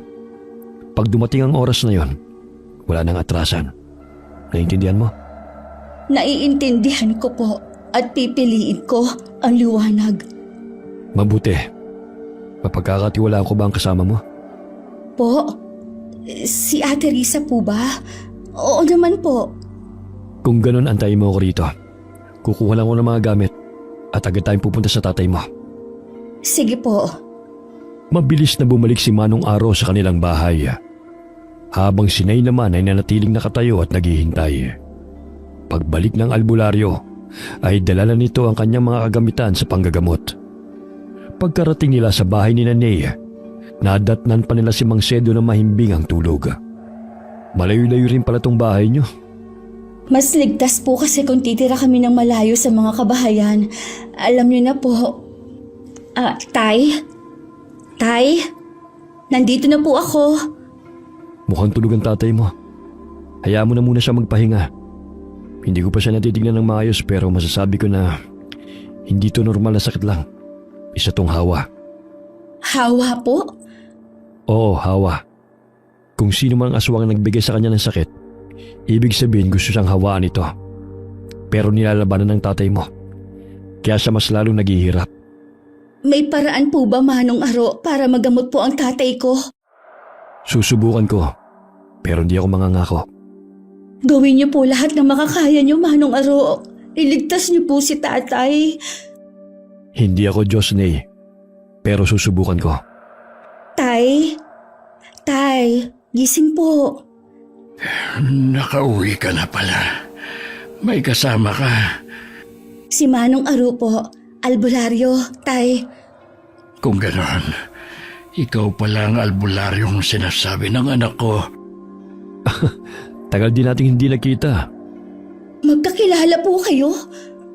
Naging assistant ako noon ng tatay niya. Ay, mga panahong ayaw pa niyang tanggapin ang pamana sa kanya ng ama. Akala ko kasi matatakasan ko eh. Nay, pwede ba ako makiusap? Ano po yun? Pwede mo ba kaming iwan muna ng tatay mo? Sige po. Tay, sa labas lang po muna ako. Sige, anak. Kagaya ng pakiusap ni Manong Aro, mabilis na lumabas si Ney at naupo sa pahabang upuang gawa sa kahoy. Sinadya niyang di lumayo dahil gusto niyang marinig ang usapan. Ang laki ng piniyat mo ha. Ang akala ko hinayaan mo na yung girlfriend mong aswang noon. Inasawa mo pala talaga. Ganon talaga siguro kapag mahal mo. Kahit alam mong may sa demonyo. Paano ka pala napapayag ng anak ko? Alam naman nating pareho na galit ka sa mga aswang. Hindi naman pwedeng habang buhay kitang iwasan. Ibig sabihin, Oo, matagal ko nang alam na nandito ka sa barangay namin. bakit wala kang ginawa? Dahil gaya nga ng sinabi ko, hindi kita pwedeng iwasan habang buhay. Patawad nga pala sa nagawa ko sa tatay mo noon. Kahit tarantado ka, naging matalik na kaibigan ka pa rin namin ng tatay ko. At higit sa lahat, para na rin kitang tiyuhin. Ano bang ginagawa nila? Bakit imbis na gamutin ni Manong Aro si tatay ay nagtatawanan lang sila? Hoy, kahit 22 years ang tanda ko sa'yo, mas mukha ka pa rin matanda sa akin noon.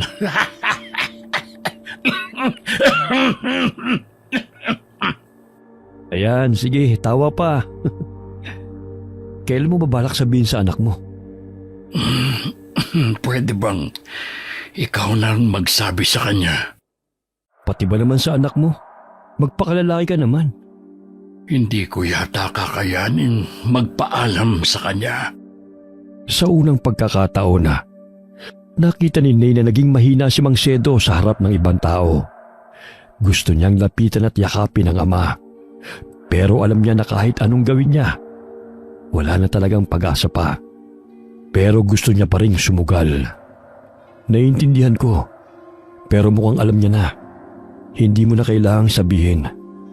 Alam na niya. Hindi ako sigurado kung gaano kalalim ang alam niya. Pero sigurado ako, nasasaktan na siya. Anak ko yun. Dapat akong nagprotekta sa kanya. Hindi ako ang dahilan ng sakit niya. At may pagkakataon ka pa para itama mga pagkukulang mo. Hindi pa huli ang lahat. Hindi ko alam kung karapat-dapat pa ako, lalo na't kung malaman niyang ako ang dahilan kung bakit ganito ang naging buhay niya. Ang totoo, Sedo, hindi lamang dugo ng aswang ang dumadaloy sa bata. Dugo mo rin yun. At may kabutihan pa rin sa'yo. Kaya may pag-asa pa siya. Naramdaman ni Ney ang bigat ng bawat salita. Gusto niyang malaman ang buong katotohanan. Pero pinili niyang manahimik. Dahil sa sandaling yun, mas kailangan niyang unawain hindi lamang ang kanyang ama, kundi pati ang sarili niyang pinagmulan. Aro, kung sakaling hindi na ako magising bukas, pwede bang ikaw na ang bahala sa kanya? Tigilan mo nga yung drama mo. Buhay ka pa. At habang buhay ka pa, ikaw mismo ang dapat gumawa niyan. Tay, Humiga ka na. Sisimulan ko ng panggagamot. Hindi ako sigurado kung may silbi pa ba to pero susubukan ko pa rin. Aro, huwag mong masyadong galingan ha. Baka mapilitan pa akong mabuhay ng matagal. Kung may tawa kang ganyan, may laban ka pa. Huwag ka magkunwaring handa ka na. Inilabas ni Manong Araw ang isang maliit na mangkok na gawa sa baon ng nyoga. Binuhusan niya ito ng itim na langis. Saka nilagyan ng tuyong dahon na agad namang kumislap. Sa liwanag ng liwanag, sa anino ng anino, lumabas ka kadiliman. Ibalik mo ang hindi sa'yo. Aro, mainit. Parang may apoy sa loob ko. Huwag kang bibitaw. Pero bitiwan mo ang sakit. Isuko mo ang galit. Panginoon, sana po gumana. Pagalingin niyo po ang tatay ko. Ano ito? Parang pinipilas ang bituka ko. Hindi tama to. Dapat lumabas na ang sumpa. Nay, sa labas ka lang. Pero, Aro, hindi ko na kaya. Sa halip na gumaang ang lagay ni Mang Sedo, mas lalo siyang nanghina. Nanginig ang buo niyang katawan at muling sumuka ng mas maraming dugo. Nangingitim na rin ang gilid ng kanyang labi. Hindi gumana. May humaharang. Mas malalim ang kapitang itim na mahika sa katawan niya kaysa sa inaasahan ko. ibig sabihin, hindi niyo po siya kayang gamutin? Sabi ko naman sa'yo, manggagamot ako pero wala akong himala. Sabi ko sa'yo huwag mong masyadong galingan, Aro. Tumigil ka dyan. Mas sinuswerte ka pa't buhay ka pa. Tay, sorry. Sorry po. Huwag kang umiyak. Buhay pa ako, di ba? Manong Aro, wala na po ba tayo magagawa? Baka may paraan pa po. May isa pang paraan, pero hindi mo gugustuhin. Ano po yun? Kailangan mong hawaan ng pagkaaswang ang tatay mo. Ano po? Ayoko. Hindi ko po magagawa yun kay tatay. Pero yun na lang ang tanging natitirang paraan. Ang tanging paraan para maagapan ang sakit na ibinigay ng isang aswang ay ang maging aswang din. Isinumpa lang siyang mamatay sa karamdaman at hindi tuluyang maging aswang. Pero ang pagiging aswang ang magliligtas sa kanya. Hindi po yan totoo. Imposible. Pasensya na, Ney. Pero nakita mo, sinubukan ko. Parang tumigil ang pag-ikot ng mundo ni Ney sa narinig. Hindi siya makapaniwala na yun ang tanging solusyon para gumaling ang kanyang ama. Gusto niyang paniwalaan kasinungalingan lamang yun. Pero kita niya sa mukha ni Manong Aro na seryoso ito. Nang sumunod na araw, parang lantang gulay na naglakad si Ney papuntang simbahan. Nay! Hoy! Ayos ka lang? May nangyari ba? Para kang pinagbagsakan ng langit at lupa dyan. Ate, kung kayo po ang nasa sitwasyon ko, ano po ang gagawin niyo? Ha? Ano bang nangyari? Kasi po, Oh, sinubukang gamutin ni Manong Aro si tatay, di ba? Pero wala na raw po talagang ibang paraan kundi ang hawahan ko siya ng pagiging aswang ko. Ha? Ate, nahihirapan ako. Ano pong gagawin ko? Gusto ko pong mabuhay pa si tatay pero ayoko siyang maging halimaw. Diyos ko, Nay. Hindi ko alam ang tamang sagot. Hindi kasi ako. Ikaw. Pero naiintindihan ko. Mahirap yan. Parang pinipili mo magdusa rin siya. Pero pareho po kami masasaktan kahit ano pa po ang piliin ko. Kapag hinayaan ko siya mamatay, mawawala siya. Pag niligtas ko po siya, baka hindi na siya maging siya. Ganyan talaga pag mahal mo ang isang tao. Lahat ng pagpipilian mo, masakit, walang panalo. Pero bakit parang ako lang po ang kailangang mawalan? Kasi ikaw ang nagmamahal. At sa totoo lang, ang tunay na pagmamahal, minsan hindi patas. Minsan ikaw lang ang lumalaban. Ikaw lang ang sumusugal. Pero alam mo rin sa sarili mo, hindi mo kayang manood lang. Kung gagawin ko yun sa kanya, hindi ko na alam, ate. Tinanong mo na ba ang tatay mo? Nag-usap na ba kayo tungkol dito? Hindi pa po. Sa totoo lang po, natatakot po ako sa pwedeng maging sagot niya eh. Naiintindihan ko. Pero alam mo, minsan yung kinakatakutan nating sagot, mas magaan pa pala kaysa sa mga gumugulo sa isip natin. Baka mas mahirap lang talaga pag hindi mo tinanong. Paano po kung maghalit siya? Paano po kung kamuhian niya ako kahit sa ideya pa lang? Eh di magalit siya. Karapatan niya yun. Pero karapatan mo ring subukang iligtas siya. At karapatan niyo pareho na pag-usapan ito bilang mag-ama. Kaso, paano ko sasabihin? Tay, gusto mo po ba maging aswang para mabuhay ka? Parang ang bigat po. Ang hirap naman po. Sorry. Pero alam mo, walang magaan sa ganyang usapan. Pero mas mahirap pag pinili mong mag-isa sa desisyon na dapat sana dalawa kayong humaharap. Kung talagang mahal mo ang tatay mo, bigyan mo siya ng boses. Huwag mong agawan ng karapatang pumili para sa sarili niya. Gusto ko lang po siyang mabuhay. Kahit kapalit ay ako. Kahit kapalit ay lahat ng meron ako. Pero sa ganitong paraan, hindi ko na po alam. At kung ganun ka magmahal, sigurado akong kahit gaano man kasakit ang sagot niya, kakayanin mong tanggapin. Dahil hindi ka nagpupumilit, nag-aalay ka lang ng pag-asa. Ate, salamat po. Baka kailangan ko na pong umuwi. Sige, pero Nay, isang pakiusap lang. Huwag mong kalimutan na anak ka rin. Hindi lang tagapagligtas. May karapatan ka ring matakot, malito at magpahinga.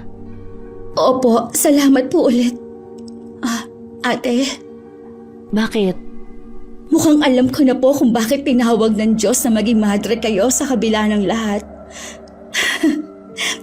Salamat po ulit. Mauna na po ako. Tahimik na tumalikod si Nea. Dala ang bigat ng desisyong hindi niya inakalang kailanman na darating. Tahimik ang paligid at malamlam ang araw nang dumating si Nea sa bahay. Inaasahan niyang tahimik sa loob. Pero pagpasok niya, agad siyang natigilan. Manong Aro, ano po ang ginagawa ninyo dito? Dumaan lang ako para kumustahin ang pasyente ko. Pero mukhang may desisyon na kayong ginawa na hindi ko tututulan. Po? Anak, huwag ka sanang mabigla pero pinag-isipan ko ito ng matagal at napagpasyahan kong pumayag ng maging aswang. Ano po? Seryoso po kayo? Naisip ko kasing laban namin to ng nanay mo. Kaya kung may dapat mang tumalo sa kanya, ako yun.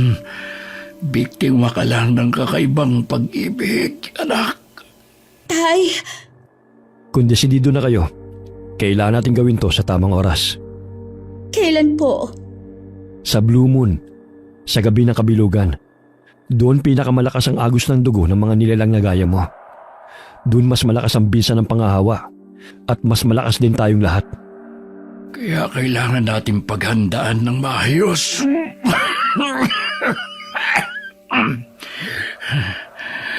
Hindi lang ito tungkol sa akin o sa'yo, kundi tungkol sa kung anong klaseng kinabukasan ang gusto mong itayo, anak. May sapat na oras pa tayo bago ang Blue Moon. Sa mga araw na yon, mag-iipon tayo ng lakas, ng anting-anting at ng tapang. Tumango si Nea. Napangiti siya dahil sa wakas, hindi na siya nag-iisa. Kagaya ng plano, mas pinalakas ni Nea ang katawan niya para sa gagawin nila. Ganon din ang ginawa ng kanyang ama. Inumin mo to araw-araw, Sedo. Hindi nito kayang palisan ang sakit mo, pero makakatulong tong palakasin ang katawan mo para matanggap ang pagbabago. Para ka talagang tatay mo. Kung ano-anong mapapait ang pinapainom sa akin. Kanino pa ba ako magmamana? Alangan sa'yo. Inumin mo na yan.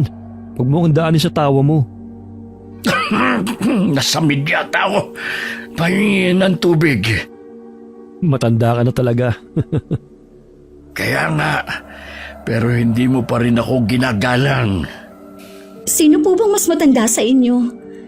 Mas matanda ng 22 years ang tatay mo. Bakit pa parang ang casual nyo lang mag-usap? Suwail kasi itong si Aro.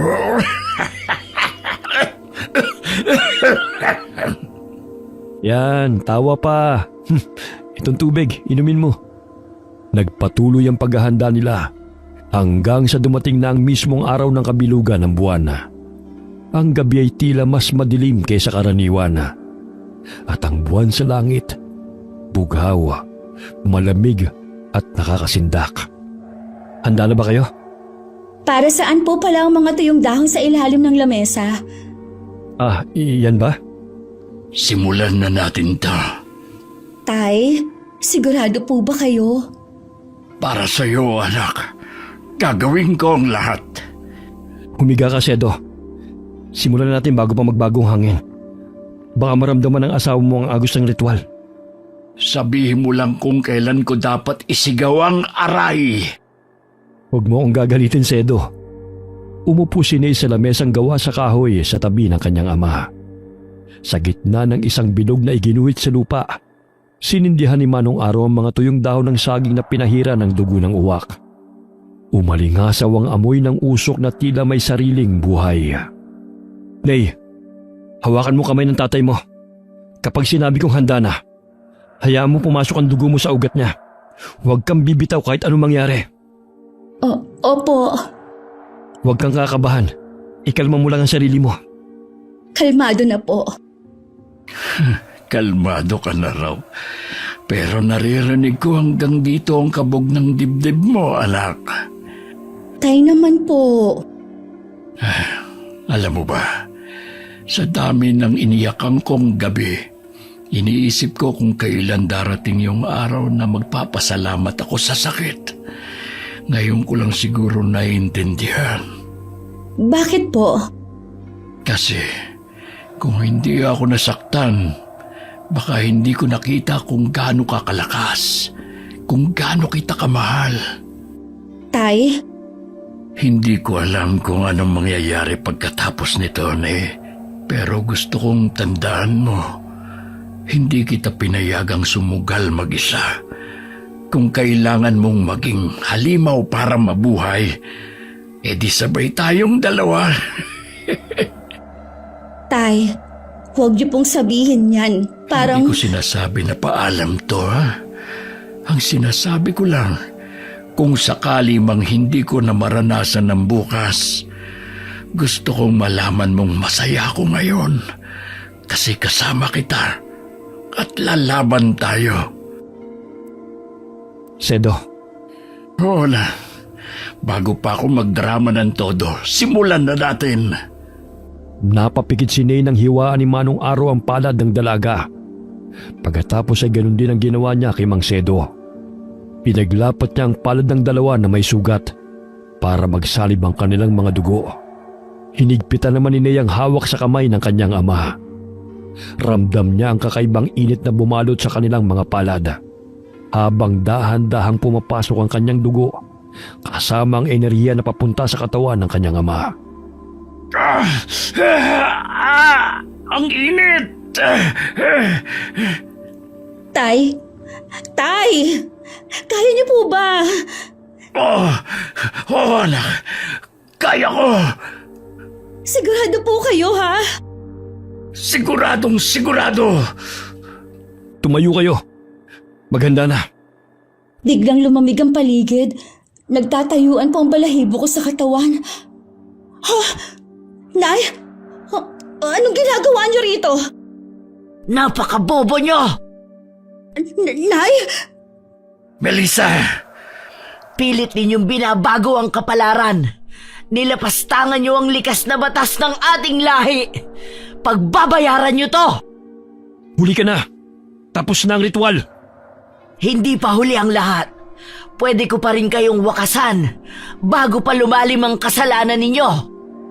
Subukan mo, Melissa. Sa unang pagkakataon, lalaban na ako. Hindi mo na kami kayang talunin. Hindi na ako natatakot sa'yo ngayon. Huwag mong kalimutan. 3 kami ngayon. 3 nga kayo.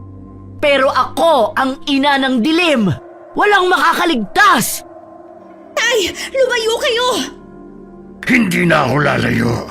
Haharapin ko siya. Mag-ingat kayo. Hindi na itong nanay mo, Nay. Isa na siyang halimaw. Mga traidor! Mabilis na sumalubong si Mang Sedo sa ina ni Nea nang umatake ang babae. Nagbanggaan ang kanilang mga kamay at nagtagisan ng mga lakas. Nagpambuno ang dalawa bilang mga nilalang na may kakaibang kakayahan. Hindi na ako mahina. Hindi mo na ako matatakot, Melissa. Tumanggap ka lang ng kapangyarihan, pero hindi mo alam gamitin. Tay, sa likod niyo po! Nay, dito tayo. Bilis! Po, hindi po ba natin tutulungan si tatay? Laban na nila yan. Tara, bilis! Pero... Alalahanin mo, Nay. Mahina ka pa ngayon. Wala ka pang laban sa nanay mo. Isa pa, nangako ko sa tatay mo na poprotektahan kita. Kaya tayo na. Huwag mo silang alalahanin. Malakas ang iyong ama. Dahil bukod sa nagawa mo na siyang aswang, naisalin mo sa kanya ang iyong lakas. Sige po, pero kapag dehado na si tatay, hindi po ninyo ako mapipigilang sumugod. Ang buwan, paula ng liwanag nito. Ano po ang buwan? Bakit po? Wala naman. Nangangahulugan lang na humihina ng kapangyarihan nilang dalawa. Magandang ideya po ba yon? Oo, kaya huwag kang mag-alala. Ngayon na, Aro! Saan po kayo pupunta? Diyan ka lang, huwag kang aalis. Mabilis na tumakbo si Manong Araw pabalik sa bilog na ritual. Sa bawat hakbang, inilabas niya mula sa kanyang bagang isang supot ng asin at isang posporo. Bumagsak naman sa lamesa sa bilog si Mang Sedo at Melissa dahil sa paglalabanan ng dalawa. Dali-dali namang pinaikutan ni Manong Araw ng asin ang paligid ng bilog. Hayop ka, Sedo! Ikaw ang hadlang sa lahat ng plano ko! Tay! Tay! Manong Aro, ano po ginagawa niyo? Diyan ka lang! Huwag kang lalapit! Anak, mahal na mahal ka ni tatay. Leche! Sedo! Anong balak mo? Tapos ka na! Ngayon na! Kasabay ng sigaw ni Mang Sedo. Mabilis na sinindihan ni Manong Araw mga tuyong dahon ng saging na nakapaikot sa bilog na lamesang gawa sa kahoy. Maya-maya'y agad itong nagliyab. Hindi! Tay! Tatay! Hindi! Hindi! Anong ginawa mo? Anong ginawa mo, Manong Aro? Bakit? Mahal ka ni tatay, anak. Hindi, Tay! Tay! Patawarin mo ako, Nay. Pero yun ang hiling ng tatay mo. Hindi! Bakit mo sinulog ang tatay ko? Hindi siya masama. Hindi, Tay. Bitiwan mo ako! Bitiwan mo sabi! Nay! Nay! Makinig ka sa akin. Ito ang gusto ng tatay mo. At ito na lang ang natitirang paraan para maging malaya ka. Ayoko maging malaya! Ayoko! Kung kapalit-pala nito, buhay ng tatay ko! Ayoko! Itinulak ni Ney ang albularyo at mabilis na tinulungan ng ama para mailigtas sa apoy. Dahil sa kanyang pagkataranta, bigla siyang nakapagpalit ng anyo bilang aswang para mabilis na mailigtas ang ama. Nakaramdam din siya ng awa para sa kanyang ina, pero huli na dahil tuloy na itong nasunog. Tay, bakit hindi mo sinabi sa akin to? Bakit hindi mo sinabi na ito palang plano nyo, ha? Bakit? Mabuti at nailigtas pa kita. Balak mo ba ako mabuhay sa konsensya? Ha? Nakakainis ka. Patawarin mo ko, anak. Ginawa ko lang yun para hindi na siya makatakas. Nagsakripisyo ang tatay mo dahil mahal ka niya. Pero hindi niya dapat ginawa yon. Hindi. Marami namang paraan pa eh. Tay, ayos lang po ba kayo? May mga sugat kayo. Nalapnos ang ilang bahagi ng katawan mo. Lumalaki na ang apoy. Kailangan na natin lumabas dito. Doon muna kayo sa bahay ko. Kailangan ko rin magamot ang tatay mo, Nay. Nagmamadali silang lumabas ng bahay. Pagkalabas ay nakita nila kung paano unti-unting nilamon ng apoy ang bahay. Dahil nabubukod naman ang kanilang tinitirhan sa kabahayan. Kaya walang kapitbahay na naapektuhan ng sunog. May ilang residente na dumating para tumulong, pero hindi na rin naapula ang apoy. Kinabukasan, nasa bahay sila ni Manong Aro at nag-uusap habang nag-aalmusal. Tignan nyo nga naman ang pagkakataon. Hindi pa talaga kayo tinakda na mamatay sa sunog. Buhay pa rin kayo. Yun nga lang, tuloy na kayo naging aswang. Tay, sana man lang sinabi mo sa akin na yung palang plano nyo. Kaya pala parang nagpapaalam ka na eh. Andaya nyo po. Huwag nyo na talagang uulitin yan, ha? Paano uulitin pa wala na ang nanay mo. Wala nang magaganap na ganoon. Ano na ang balak nyo ngayon? Yang pagiging aswang nyo, wala na akong magagawa dyan. Dalan nyo na yan habang buhay. Kailangan na naming umalis dito para makapagsimula ng bagong buhay. Sister Risa! Ate Risa! Nay, kumusta ka na? Nabalitaan kong nasunog ang bahay niyo ah. Totoo nga pong nangyari yon. Nasunog talaga ang lahat. Tapos na ang laban. Putol na ang tanikala ng sakit. At para makapili na kayo ng panibagong buhay. Akala ko may napahamak sa inyo. Mabuti at ligtas po kayong pareho, Mang Sedo. Oh, dahil yun sa katapangan ng anak ko. Magsimula kayo ng bagong buhay. At hindi nyo kailangang magsimula mag-isa. Nandito kami. Nandito ang Diyos. At kung sakaling piliin yung magtagal dito, bukas ang tahanan ng Diyos sa inyo. Para siya sa mga makasalanan. Buong puso niya kayong tatanggapin.